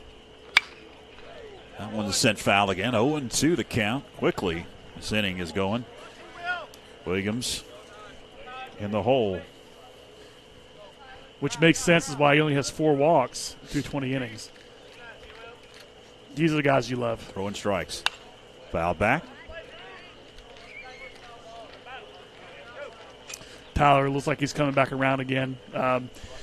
Hit that home run, had a few more hits, kind of went quiet for a couple games, and now, a walk, single. 0-2. Chopped back to the pitcher, Ash to first in time. 1, 2, 3 goes the Panthers here in the bottom half of the 4th inning. Instead of taking a break, let's talk about these standings. That was such a quick ending. The standings so far through yesterday, Pisgah still in the 7th slot. It's laughable. They're in last place. They're not a last place team. And you've got 3 teams tied at 2-2 in the middle of the pack there. I mean, I look at the standings and I see West, and they're the class of the conference. They're just that good. And Franklin, we're coming in our own a little bit. Smoky, to me, they're the unknown. North, I'm not sure. Tuscola, they're a good team. East, they have 1 pitcher. That's their 1 conference win. That was against Franklin. It was a perfect game. Yeah. So Reese Alverson, 5-6 and 1-3 in the conference. So yeah, it's going to be a battle for those 2 playoff spots. I agree. First and 2nd automatic bids. It's crazy, but I think we may have a lot of teams in the playoffs. because it really doesn't matter after first and second. You're looking at your RPI. Here's the schedule for the Panthers. Speaking of that RPI. Yeah. 3 games this week. North Buncombe tomorrow here at McConnell Field, and Friday head to Pisgah, barring any rain, which it doesn't look good. There's a lot of rain moving in for the weekend. And then you see North, Smoky, those back-to-back, Smoky and Western. And then end of the season, you've got 4 in a row on the road, including a trip to Mills River. And that's going to be tough. I'm just curious if we're going to see Truett at home or we're going to see Truett over there. So we head to the top of the 5th inning. Leading things off for the Pisgah Black Bears will be Andrew Wester. He flied out and singled. He is 1 for 2. Jaden Rogers remains on the mound. You see him clinching that baseball.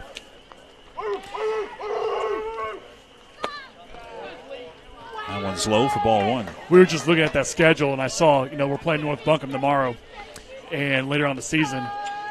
They're a little bit better. I saw on their schedule that they beat Watauga High School. The 1-0 popped down the first base line. It's drifting foul. So, every game is going to have that playoff atmosphere, moving forward to the rest of the season because, our last game of the year is May 4th versus Christ School, and that's 1 month away, and we got a lot of ball games to play. A lot. And with the way the RPI rating goes and how our standings would go, can't take anything for granted. 1-1 offering. In the air, over the second baseman's head, into right field for a base hit. That'll be a solid single to lead things off here in the top of the 5th inning. Wester stands at first. That brings Carson Allison to the plate. And going back to the standings again in the RPI, with the RPI, one thing that you do see is, North Buncombe beating good teams. And then we have our conference, who I know, looking at Tuscola's schedule, that they played some really tough teams like AC Reynolds. We got other Asheville High School. Throw to first, runner gets back. And so for all the fans that are listening, it's not where you slot necessarily. It's how well you've done and who you played, obviously, but who you play is really matters. Allison struck out and reached out a fielder's choice as the throw goes over to first again, and back safely is Wester. So we need all these teams that we played beat other teams to help us. Yeah. One misses, ball 1. And what's scary, George, about that is, is it possible that we can get all 7 teams in? The way their schedules look and the records? You had 4 or 5 in basketball this past year. Yeah, we had 5. Yeah. Swung on and missed. Beats it up at a ball and a strike, aided by West Henderson. This is the boys' side. West Henderson winning the conference. Yep. Championship, tournament championship. And they had I believe they had a losing record heading into that. 1-1, fouled off. The oven mitt has made its way back onto a base runner. There's the oven mitt. There it is. I don't know. I don't get it, man. To me, it's look at me. Look at me. If you got to cover your hand, are you that soft with the bones? You've already got batting glove. I'll throw over to first. And he's back safely. But everybody does it. I'm sorry. Yeah. They do it in pro ball. They do it in college. Everybody's doing it in high school. I don't think I've seen Franklin use one. So that's just me. I don't know. The 1-2 sent foul down the third baseline. Now trust me, George. I'm not questioning the toughness of Pisgah. 'Cause, one thing about Pisgah is they're pretty darn tough people. Yeah. The community's tough. The fans are tough. The players are tough, and I don't know. Just don't see it much. That's what you're saying. You just don't see it much. Ball, 2 strikes. That one misses high. 2 balls and 2 strikes. And what's your opinion about all the padding on your arm and the legs? It depends on the hitter. I'm not against it. I'll explain why here in a second. Full count. It's like this hitter up here right now. You know, Allison could be a pull hitter, maybe casts his barrel too much. And sometimes if you get around on it and the ball kind of rides inside, it's going to ricochet inside off his ankle. He has some ankle padding. Swung on and missed. Strike 3. Rogers records his 6th strikeout. That'll bring Matthew Roberts to the plate. I will say this. If I'm a pitcher, you got by the way, a visit to the mound. If I'm a pitcher and I, grab the baseball from the catcher, I get on the mound, and here comes a hitter, wearing an ankle brace. To me, that tells me he wants to pull the baseball. Just wants to pull the baseball. So, to me, you want to throw change-ups. You want to throw hard fastballs, kind of away off the plate because the barrel's not going to stay in the zone long enough because he's trying to pull the ball off. So sometimes you get an idea of what they're wearing, as far as protection, whether it's your ankle, whether it's your elbow. If he's wearing an elbow pad, if I see a guy walk to the plate with an elbow pad on, to me, he's going to crowd the plate. I'm like, oh, God, here we go.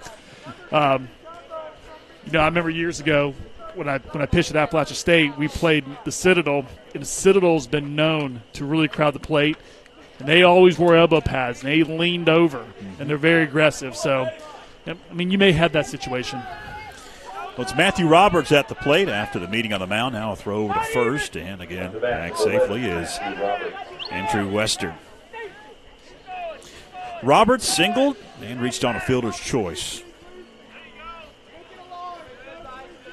The runner's pretty close to the bag. Usually you get to the cutout if you're going to take off running. This is a hit and run here. That's tough. That one is into right. Clower backpedaling, and he makes the play. Great camera work by Christine following that one in the air, and Clower made it look easy. He is playing outstanding. Hit and run, dive and catch, taking off on the horse, down the line. He's playing great baseball. He's been able to get it back into the infield pretty quickly. Keep the runner at first. That's going to bring Eli Rigsby to the plate. Singled and lined out. Late with that one. He came up empty, 0-1. Yeah, again, dangerous hitter, probably the most dangerous hitter in the team right now. I wouldn't be surprised if you see Coach Shepard move the runner here. 0-1. Fouled off. First base line. Great count to run on now, especially, us knowing, and, we scout hitters, and, everybody's, kind of knows who's up to the plate. Good off-speed pitch here is a good chance for Pisgah to take off running. Eli's a really great hitter, knows the zone. If he strikes out, he's back up. Well, hold on. 0-2. Runner takes off. Throw down to second. Off the bag. Got to carry him behind short. Shortstop will pick it up. That'll keep the runner at second. Yeah, I didn't mean to say strike out. If the runner took off and got caught stealing, then you get your best hitter in the team back up to the plate with a new count. But now he steals second. He's in scoring position, and this is exactly what Coach Shepard is needing right now. Rigsby at the plate. 1-2 offering from Rogers. Almost hit him. That was a nasty pitch. Davis wanted it really bad. He kind of froze it and just kind of, hey, umpire, I want you to see where this pitch went. He was bailing out, and then it curved back in. Right. 2-2. Swung on and missed. Strike 3. Big strikeout. Pisgah leaves a man on. Bottom of the fifth we go. All tied up at 1. Planning a kitchen or bathroom remodel? The first call you need to make is to Anders Custom Woodworking. Tim Anders specializes in custom cabinetry and granite countertops for kitchens, bathrooms, offices, and entertainment centers. From the large kitchens to the smallest bathrooms. Anders Custom Woodworking will make sure your specific needs are met. Give Tim Anders a call at 828-342-4222 for a free estimate today. If you had a choice, would you rather play indoors or outdoors? Outdoors.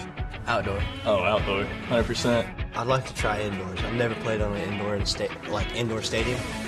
You gotta go outdoors, feel the breeze. Outdoors. Never played indoors yet. I guess outdoors. Depends on the weather.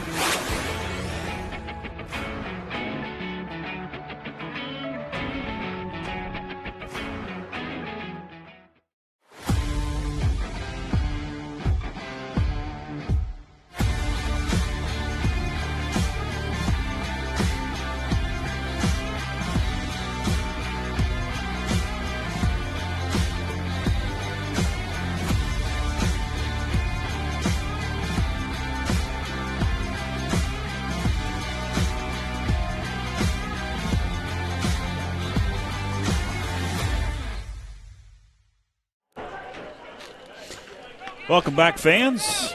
We head to the bottom of the fifth inning. Tied at 1 apiece. Both runs for both teams came back in the first inning. It seems like a long time ago. Knepp leads it off as he takes high for ball one. We're in a battle tonight. I will say this. The umpires have done a really good job. Knepp struck out as he fouls out, went off, and he drew a walk. And the reason why I'm saying that is because with a close game, tied 1-1, we're going to have some close situations coming up in the next few innings. And this puts pressure on the umpires, too. And they've done a good job so far. The 1-1. 2 balls and a strike.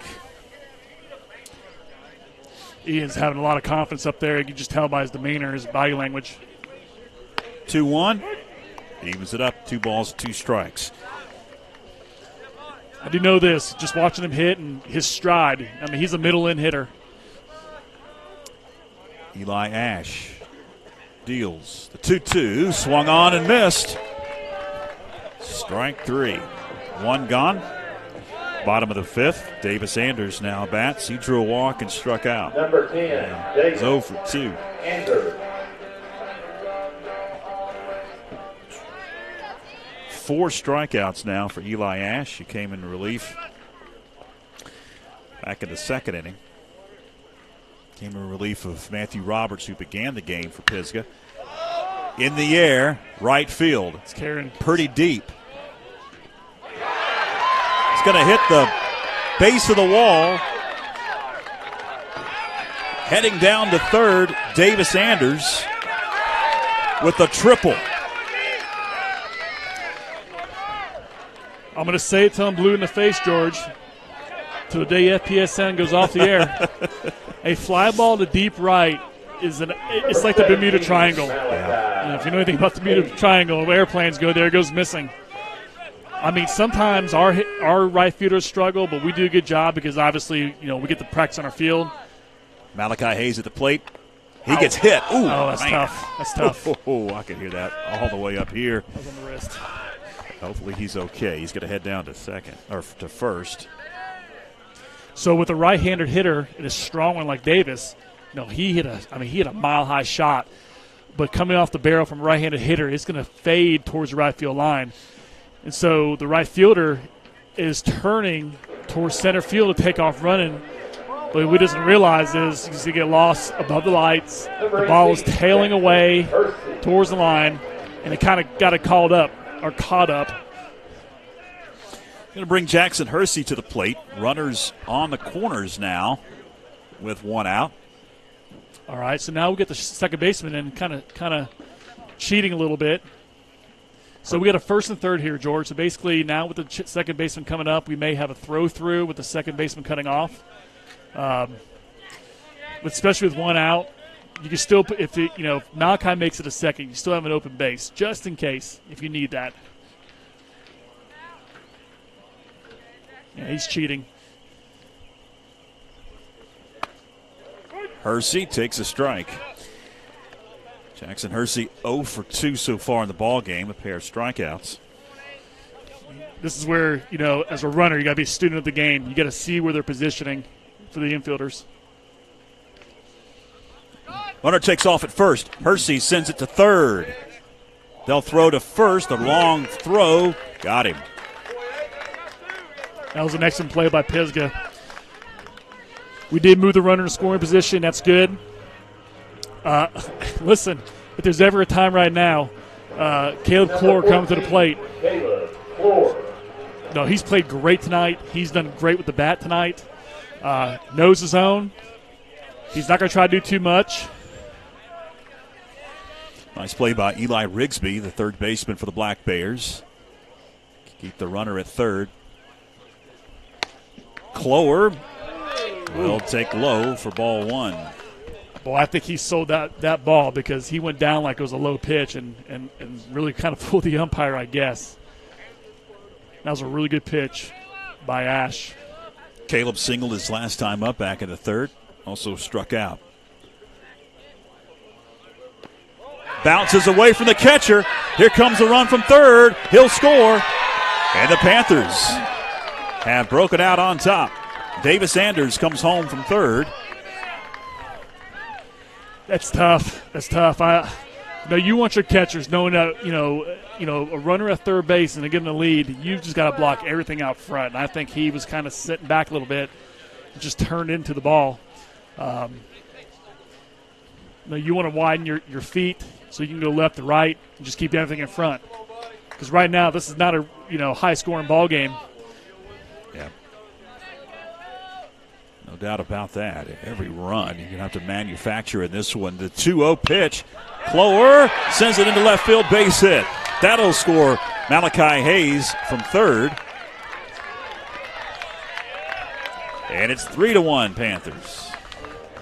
Big hit. I think the only thing that kid could be very upset right now, very angry right now about is that he could have had 2 RBIs. But that's okay. I mean, that extra run for insurance is huge right now, especially with the way Jaden's throwing. Clower now 2 for 3. It's going to bring to the plate Jaden Rogers. Rogers fouls it back to the screen. 0-1 the count. Rogers tonight singled and he flied out.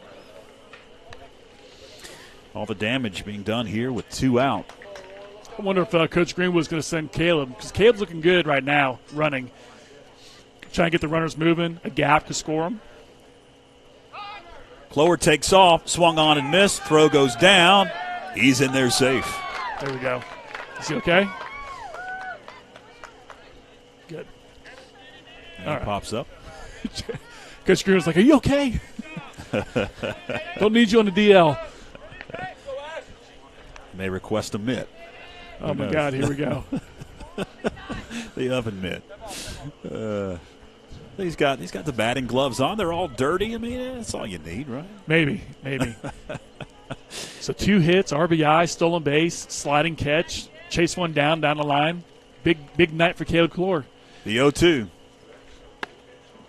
That one misses.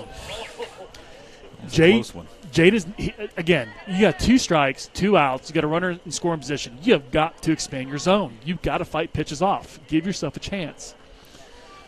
Here's the 1-2 pitch. That one's fouled back. I know they're watching our broadcast because, again, when they go home and all of a sudden they're at school, they're going down the hall with the iPads and they're watching the game. I see Jaden. They're repeating what you say, right? And I see Jaden every morning at 8 a.m. throwing a racquetball against the hallway by himself. Here's the 1-2. Fouled off again. I mean, that's not a pitch he wants to hit, but I think he's kind of getting the idea. Again, middle to inside hitter. Protect the plate. Yep.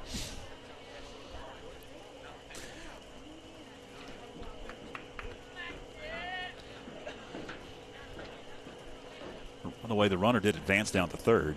1-2. Catches the inside corner. Strike 3. That'll put a lid on the bottom half of the 5th inning. But the Panthers plate 2 runs. They'll strand a runner. And as we head to the 6th, Franklin now up 3-1.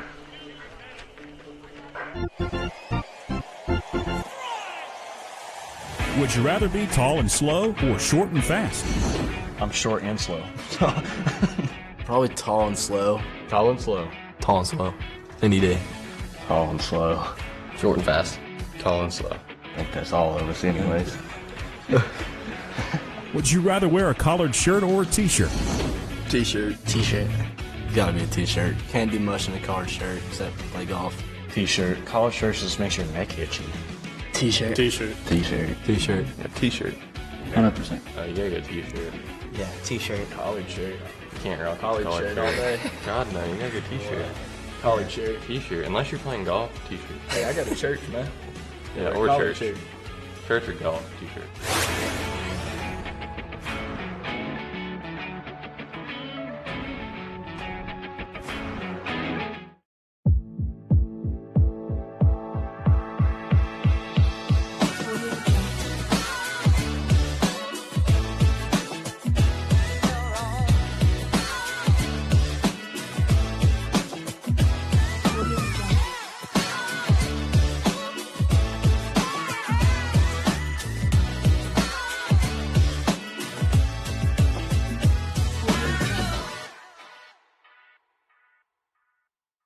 Paulson stats, actually, tonight. Welcome back.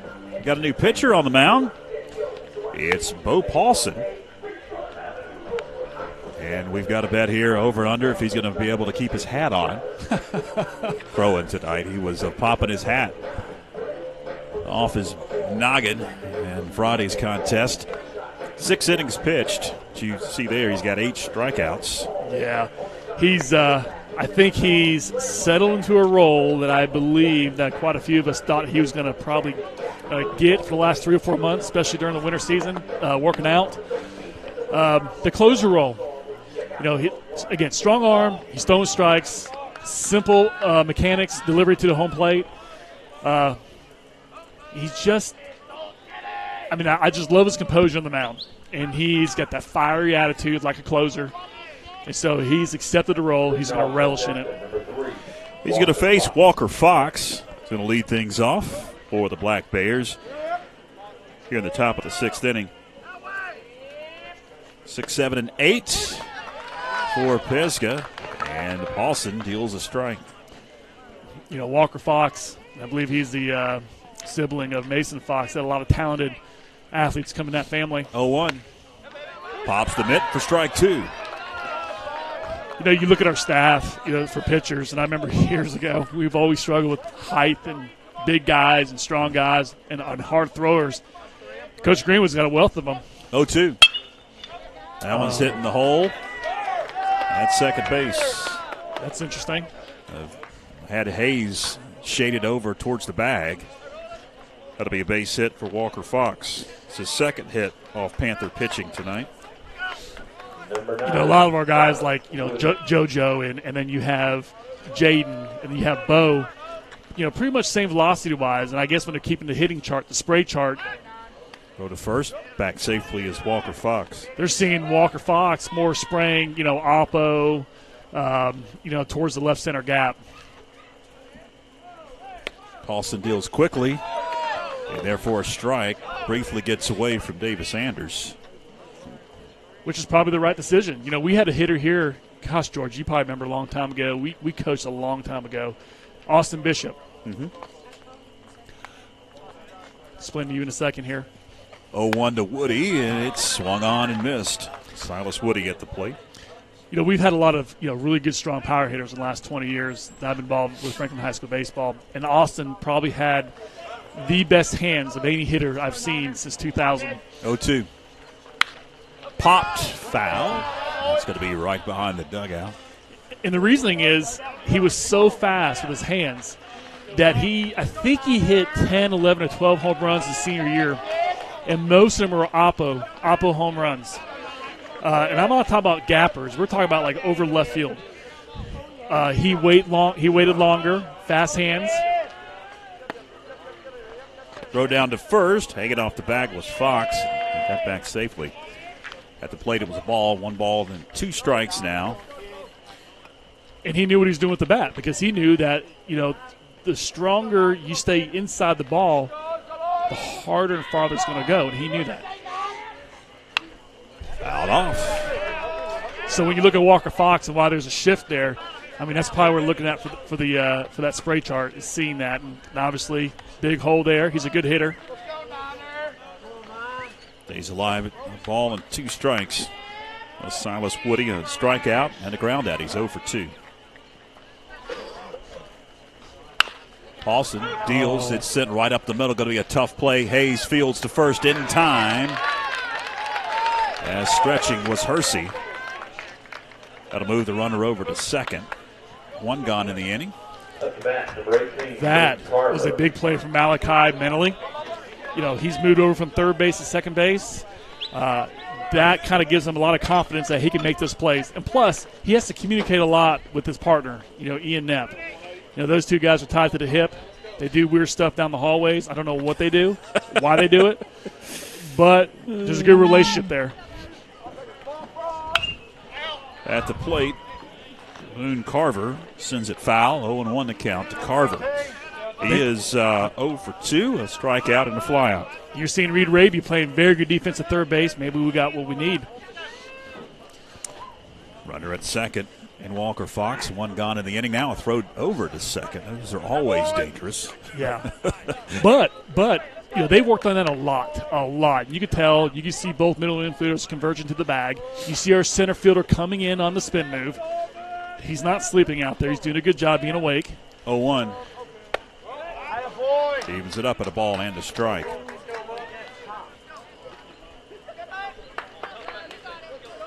Again, a lot of these hitters, pull hitters. That's why you see Malachi where he's at. Raby going to field it at third. Look the runner at second, back. Throw to first in time. 2 gone. That was outstanding. That is college caliber. That was. You go hard to your left. You pretty much cross in front of the shortstop, make the ground ball, field the ground ball, look the runner, hold him there, flip your hips, make a good throw to first base, and nail the runner, or nail the hitter. Good job by Reed Raby. He's had 3 outstanding plays in this ball game so far. Cole Smathers at the plate, runner at second and 2 out, and Smathers takes a strike. Sometimes when you start seeing changes from the beginning of the year, from the preseason scrimmages to now, and you wonder, why are you making changes? Well, this is why you're making changes. 0-1. Misses low. Leaves it up at a ball and a strike. I mean, just because Malachi was all-conference third baseman last year doesn't mean, he's going to be at third base. We're going to put him where he's going to be successful. Smathers walked and reached on an error. It was the 1-1. Out the inside corner. Ball, 2 strikes now to Smathers. Bo's throwing darts. That's the thing about Bo. Bo's not he doesn't overthink things. Sometimes the question if he thinks, but he's taking the baseball, he's picking up the location, he's just drilling the spot. They call a balk? Yes, they did. His foot was on the rubber. He separated the ball from the glove. That'll advance the runner down to third. Can't do that. That's okay. That runner means nothing. Doesn't mean you're giving up the lead here. Fox stands at third. 2 are gone. 1-2 pitch. Strike 3 on the outside corner. Bo Pawson strikes out Cole Smathers to end the inning. Pisgah Black Bears will strand a runner. We head to the bottom of the 6th inning with Franklin up 3-1.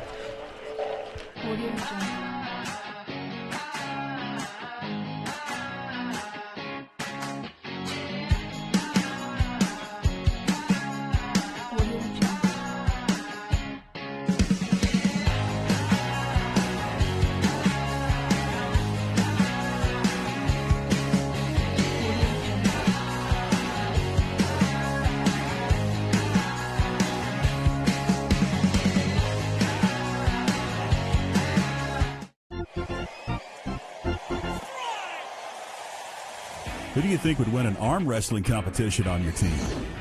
I go with Jaden Rogers. I got Joe. Me too. Even though he doesn't eat anything, his arms are skinny as a toothpick. Caleb, immediately. He has the biggest arms. Yeah. Either Caleb or me. Caleb. I agree. I disagree. I highly disagree. With who? Me. Let's go. After this.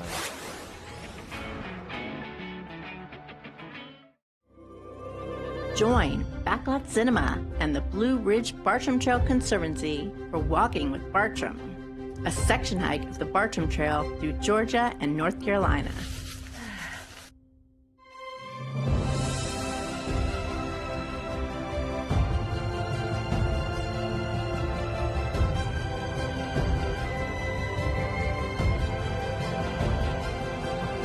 Streaming now on YouTube and Facebook. Welcome back. We head to the bottom half of the sixth inning. It's Reed Raby that'll lead things off. 8 and 9 and 1 in the Panther order as the first offering is high for ball one. Raby's been flashing the leather in the ball game. He is 0 for 2 at the plate. He takes a strike, evens it up at a ball and a strike, lined out and grounded out.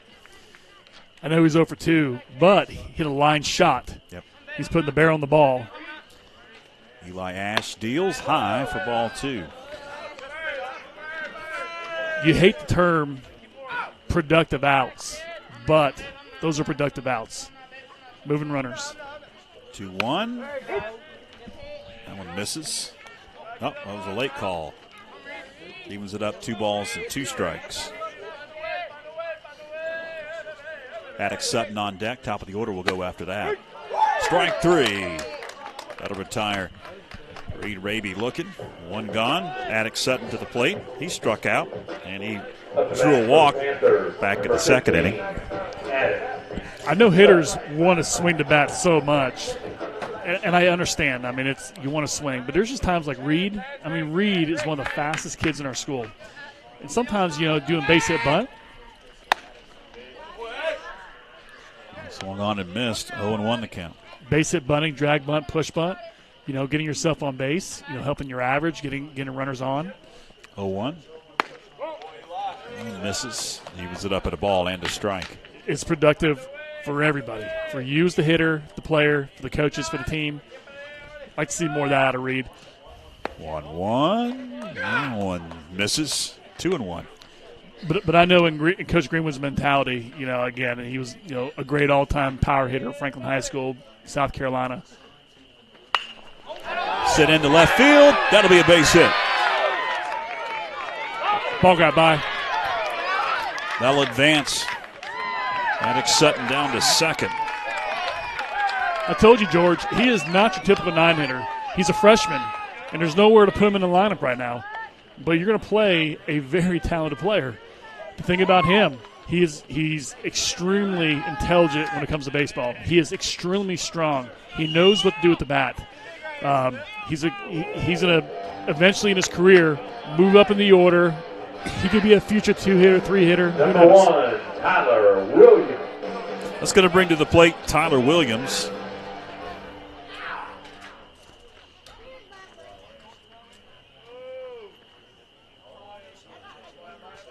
Williams takes a strike. So far tonight, Williams, he drew a walk, he singled, flied out. I'd like to see Tyler try to knock that scoreboard down. The 0-1. Sends that one softly foul. That'll reach the seats. So you can tell right there in the swing where he's kind of stepping out and he's dragging the barrel through the zone late. Years ago when Coach Raby and I coached Varsity together for a long time, when we focused on BP, we said, guys, I want you to try to knock that scoreboard down. And we were a conference leading, team as far as hitting for many years for that. That was a good fastball right there. Kind of brought the velocity. 0-2 the count. Just fire the hands inside the ball. The barrel's going to follow the same path. Be quick. Head down. Back to the screen. Ball, 2 strikes. It's kind of like with Tyler. Oh, gosh. Ooh. Who threw that ball? Somebody's getting fired. Oh, it's Ian. It makes sense. He's unpredictable. I think Coach Greenwood had to get him out of a tree for the game today. Is he a monkey? Well, I mean, his music comes from the jungle. Makes sense. Oh, start humming my theme song, George of the Jungle. 1-2, strike three. Man, Coach Greenwood is not going to be happy tonight. We may win the game. Who knows the outcome? I just tell over there at the third base box, quit taking. Strike three down the middle. Ian Knepp comes up with 2 gone and a runner at second. He was a victim of a strikeout twice in the ball game, and he drew a walk. That's why you see a lot of coaches with gray hair and going bald because of that situation. It's the truth, I'm telling you. Runner at second. Alex Sutton. The first pitch is fouled back. That'll be behind us to the press box. 0-1 the count to Ian Knepp. Yeah, that was a good idea right there. See, Ian got his foot down in the bucket. He just stayed tall. Just missed it. If he would have squared that up, could have been a laser somewhere.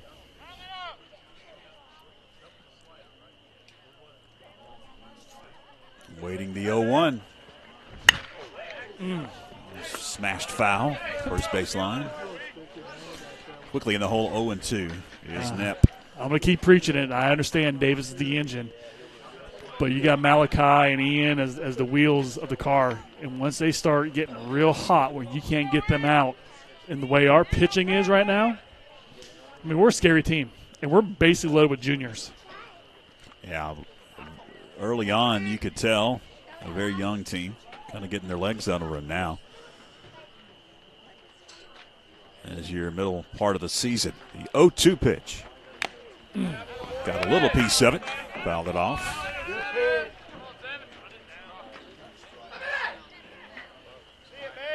Still pulling that front shoulder off just a little bit by Ian. If he could just think about having his backside collide with his front side, head down on the barrel. Sutton, you see him in your screen. That's second. 0-2. Oh. Hit in the air, left field. And foul territory, going to be a foul ball.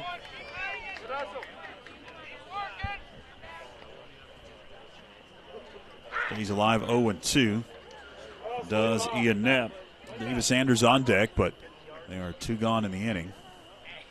Again, here we go. We got 2 strikes. This is a pitcher's count. You know, again, this is going to give Coach Greenwood a lot of anxiety and gray hair. May go bald like me. If we're looking at strike 3, he's got to get aggressive right here. He's choked up a little bit. Ash comes set. 0-2. Nice. In the air. Right field, going to be a tough play. Making the play is Leftwich for the final out. So Knepp is retired, F9 in the book. And we head to the top of the 7th. 3-1, Franklin. Back after this. Planning a kitchen or bathroom remodel? The first call you need to make is to Anders Custom Woodworking. Tim Anders specializes in custom cabinetry and granite countertops for kitchens, bathrooms, offices, and entertainment centers. From the large kitchens to the smallest bathrooms, Anders Custom Woodworking will make sure your specific needs are met. Give Tim Anders a call at 828-342-4222 for a free estimate today.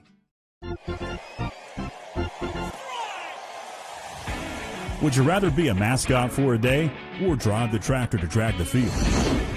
Definitely the mascot. That's something I'd be good at. I feel like a mascot. I'm definitely dragging the field. Who's your favorite band? I'd have to go maybe AC/DC. They make some pretty good stuff. Leonard Skinner.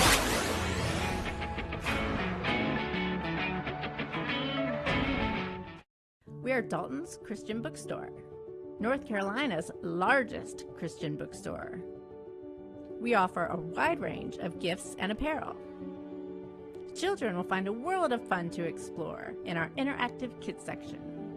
Dalton's has a huge inventory of Christian literature, including Bibles in all translations.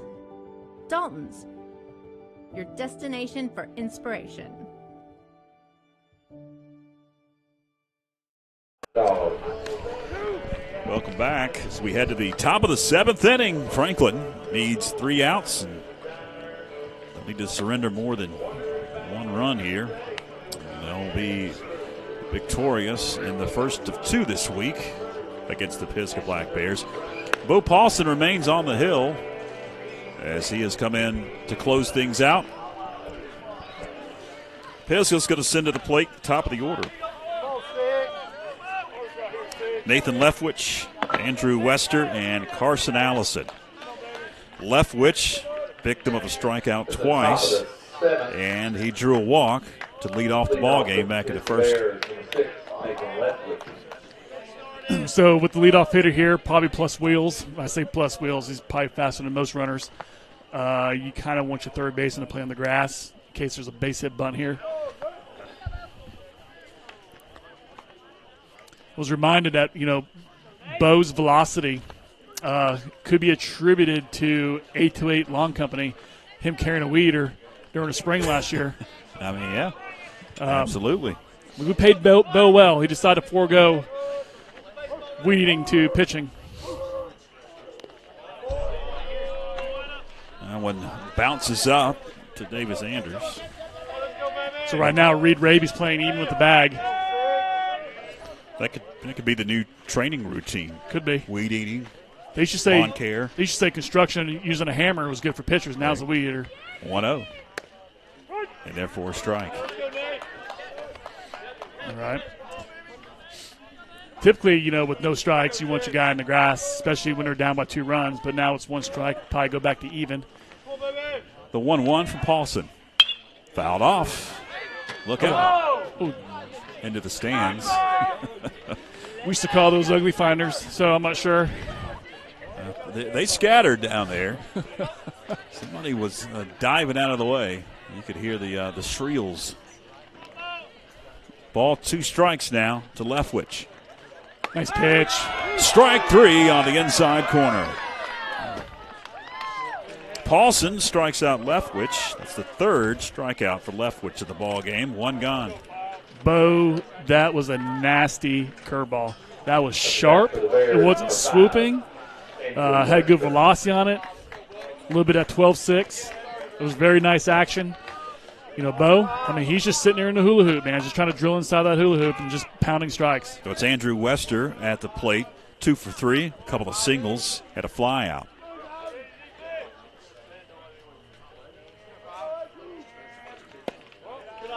A little low for ball 1. Outfielders are straight away, playing normal defense right here for the infielders. The good thing about a pitcher throwing a lot of strikes is keeping your infielders on their toes. The 1-0 fouled off, evens it up at a ball and a strike.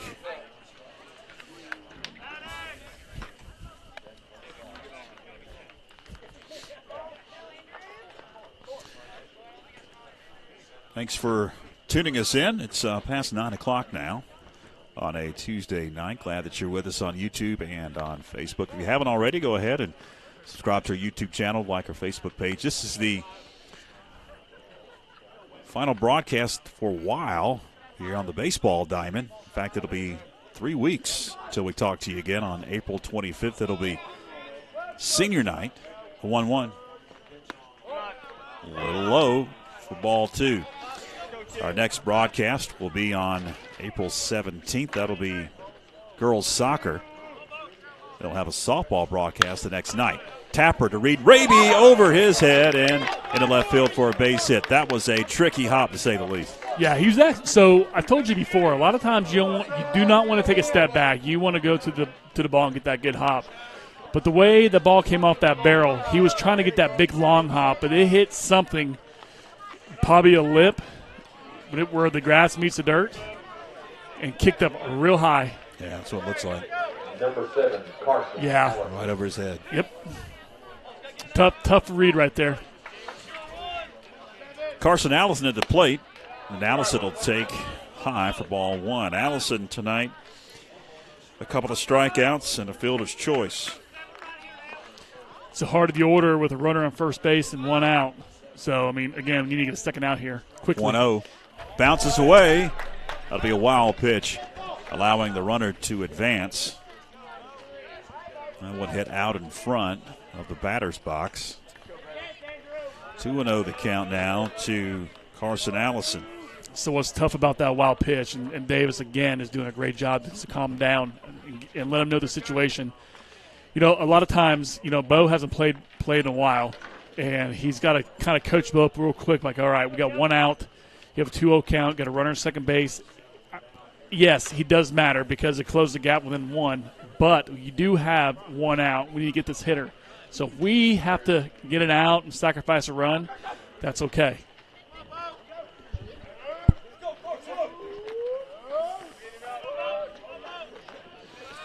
The meeting is over. Runner in second and one out in the inning. 2-0, bounces away from Anders. Ball 3, and now the second run is just 90 feet away for Pisgah. Yeah, the heart of the order is here now. So, I mean, this is going to be a tough pitch to make. It's a hitter's count. Allison waits. Ball 4. So Bo Paulson will walk Allison. Runners are on the corners for Matthew Roberts. Roberts tonight, single, fielder's choice, and a flyout. So here goes the first and third situation. The scary part, here comes the pitching coach coming to the mound to talk to Bo because, again, you know, I was kind of ragging on Bo a little bit about thinking, but the thing about this is Bo hasn't pitched in a long time. This is a unique situation for him now on the mound. This is a big ball game, you know, conference ball game. First and third, you're in the heart of the order. You got one of your top hitters, Roberts, who leads the team in RBIs at 11. Arguably their best hitter right after that, and Rigsby coming up. So in this first third situation, what do? You know, you got to know the runner at first base. If you can throw him out a second, it may be worth to sacrifice the run to get 2 outs. Because, you want to keep him off second base because that's the tying run of the game with your best hitters coming up. They may take a shot here if they take off running to go to second and get him out.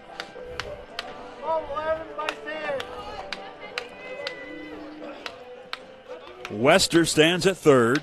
Allison at first. Matthew Roberts at the plate. Bo Paulson came in last inning to close things out for Jaden Rogers. In a save situation. Bounces away.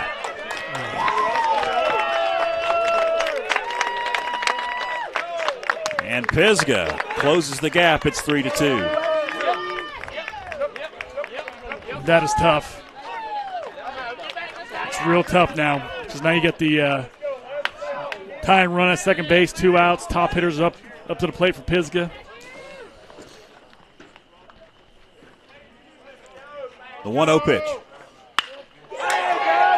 On the line, that one's headed towards the wall. That'll tie the game.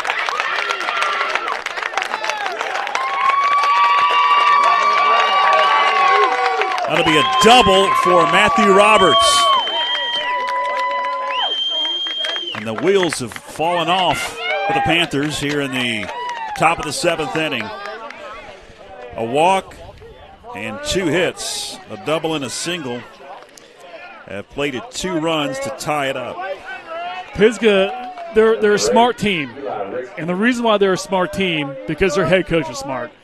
And right now, Bo's had last 2 batters struggling throwing strikes. And if you have your top hitters coming up, they're going to wait for a pitch. And they know when a fastball's coming. Eli Rigsby at the plate. He takes a strike. That's a good pitch right there. Because, again, he knows that Bo's kind of struggling throwing the fastball right now or throwing strikes.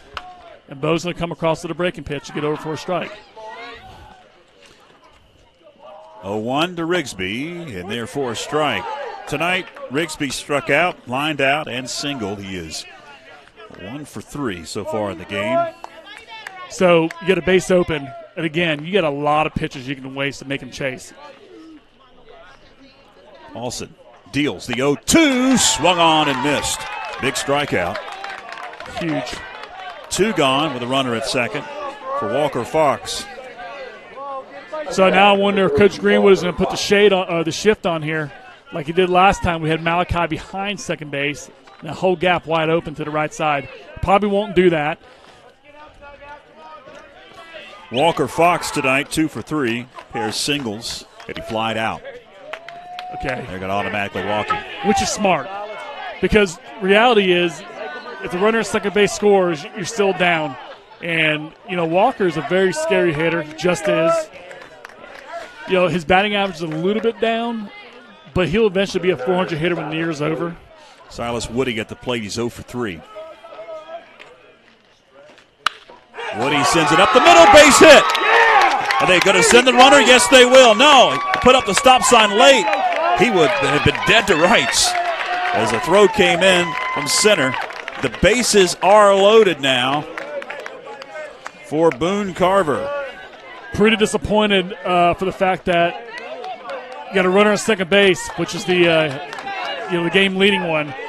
Bo's got to back up home plate because that was kind of a tricky hop that Ashley Davis did a good job of just corralling, because that ball gets by.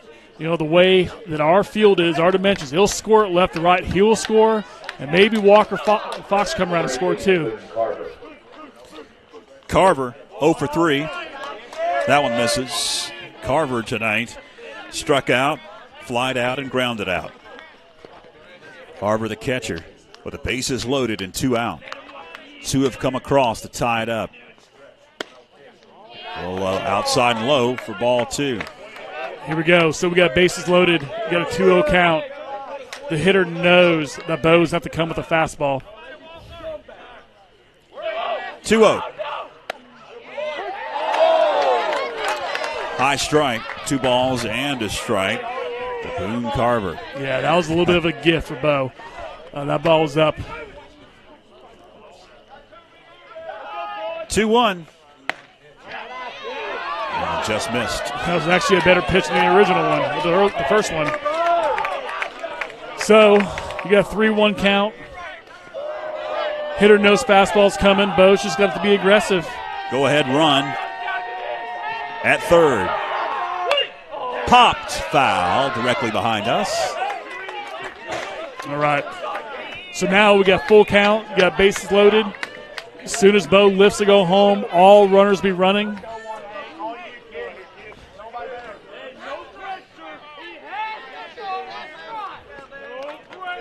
Here comes a big pitch of the game, George. Payoff. Bases loaded, 2 out. Time called at the plate. Carver going to step out. Now he stands back in.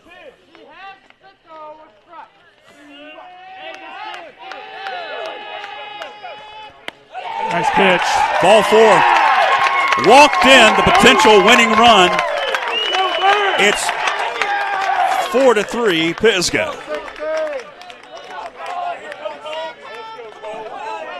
3 runs have come across in the inning. So replay on that pitch.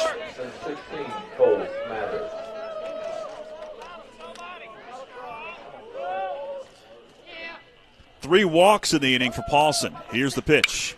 Fouled off as Cole Smathers is at the plate. He walked, reached on an air, and struck out. The old adage, Ryan, walks will kill you. Yes, they will. And that has been the bugaboo in this inning. The 0-1. Evens it up at a ball and a strike. Bo's kind of like spinning off the mound a little bit, kind of going wide. Here we go. Here's the previous pitch for ball ball 4. Down. Yeah, it was low and outside. Yep. That one misses. 2 balls and a strike.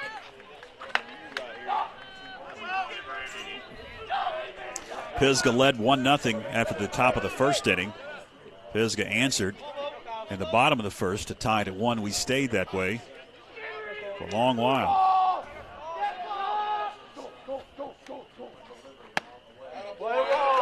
Just misses.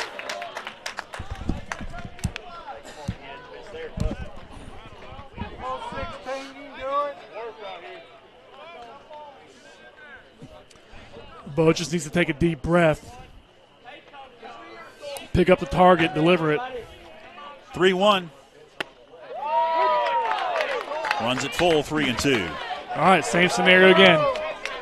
Full count, bases loaded.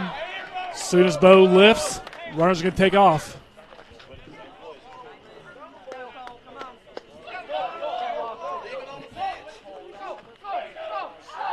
Runners take off. Raby fields at third to first in time for the final out. 3 runs come across. Pisgah leaves the bases loaded, and as we head to the bottom of the 7th inning, it's now the Black Bears on top, 4-3. Stay with us.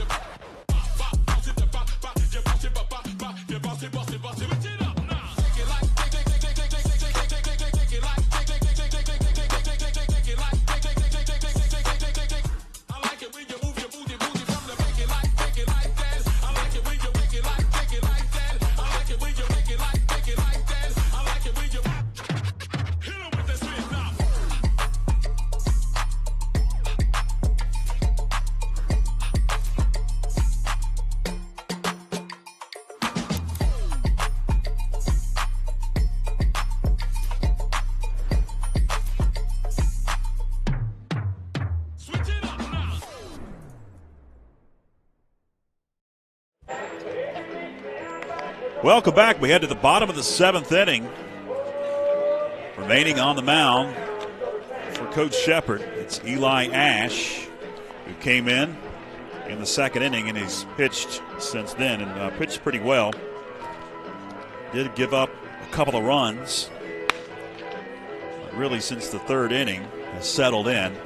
The heart of the order coming up for the Panthers, now trailing 4-3. It's Davis Anders, Malachi Hayes, and Jackson Hersey slated to bat. We'll see if they do here in the bottom half of the 7th inning. Gave up 3 runs to now trail 4-3. Mindset of the Panthers at the plate here in the bottom of the 7th. So you got Davis, who's our number 1 hitter. His whole thing is just get good contact, get on base. One guy at a time. Malachi is starting to heat up a little bit. Davis Anders tripled his last time up, but was stranded at third, and he takes the ball going outside. I mean, in this situation, of all the players you want up first, you want Davis. You got to get a runner on to do something. Ash deals, swung on and missed. It's not what he wanted to do, not the swing he wanted to make. He kind of pulled off on it like he was trying to tie the game up a little bit. 1-1. Swung on and missed. All 2 strikes now to Davis Anders. We've had a hard time all night long with 2 strikes. 2-strike hitting has been pretty bad tonight. So Davis has got to really think about just got to be short and quick. The 1-2. High, use it up. 2 balls, 2 strikes. Working a walk here. Davis has a great eye at the plate. I know there's 2 strikes, but he can work a walk to get on. Swung on and missed, strike 3. 1 gone, the bottom of the 7th inning. That'll bring to the plate Malachi Hayes. Hayes tonight hit by a pitch, flied out, and singled. We just got to get a runner on. One of the hottest hitters in the conference is coming up soon, but we have to get one on for to see him to hit, which is Caleb Clore. So Hayes sends that one back to the pitcher. Ash fields to first, in time, 2 gone. At the bottom of the 7th inning. Brings Jackson Hersey to the plate. Hersey tonight 0 for 3, pairs strikeouts and a ground out. And he's the last hope for the Panthers.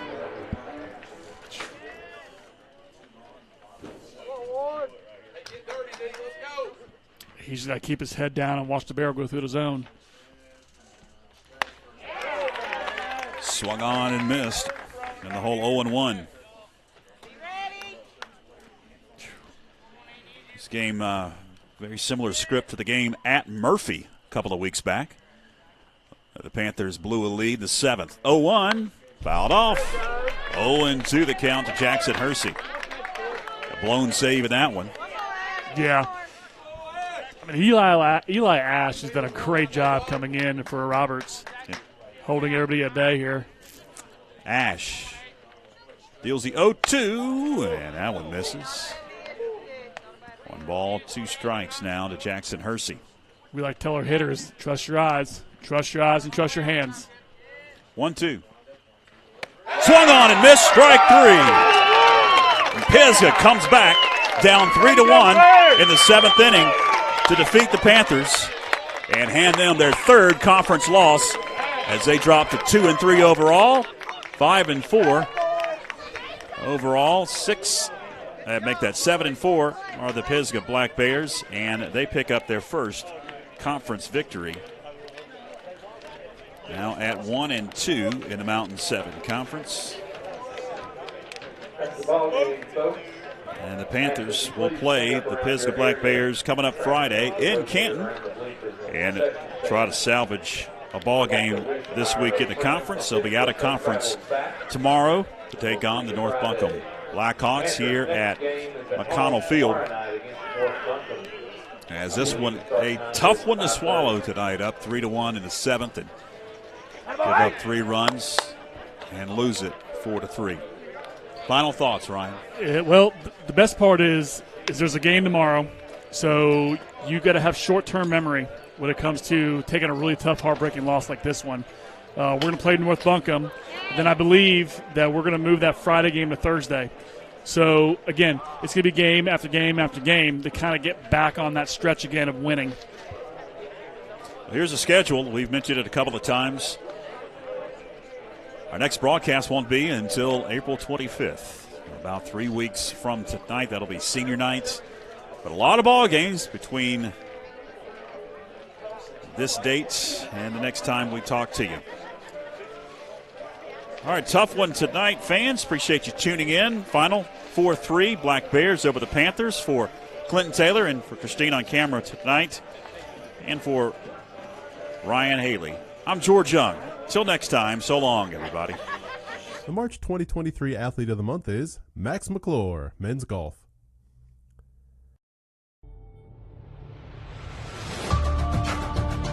My name is Max McClure. I'm a sophomore at Franklin High School, and I play golf.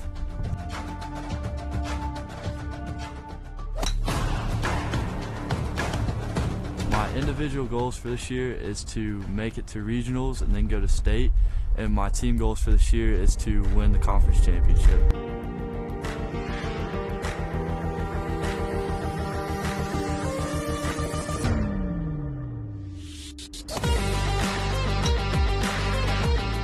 My dad got me into golf about 3 years ago, and I watched him play during that day, and I just fell in love with it, and I thought it was a lot of fun, and I've carried it on since then.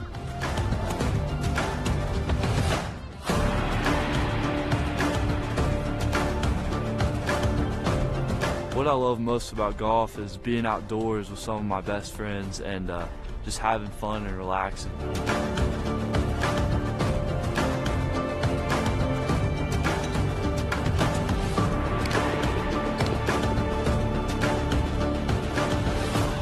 My plans after high school are to play college golf or college basketball. If I didn't get this opportunity, then I would like to attend a 4-year university, and if I had my choice, I would love to go to Georgia.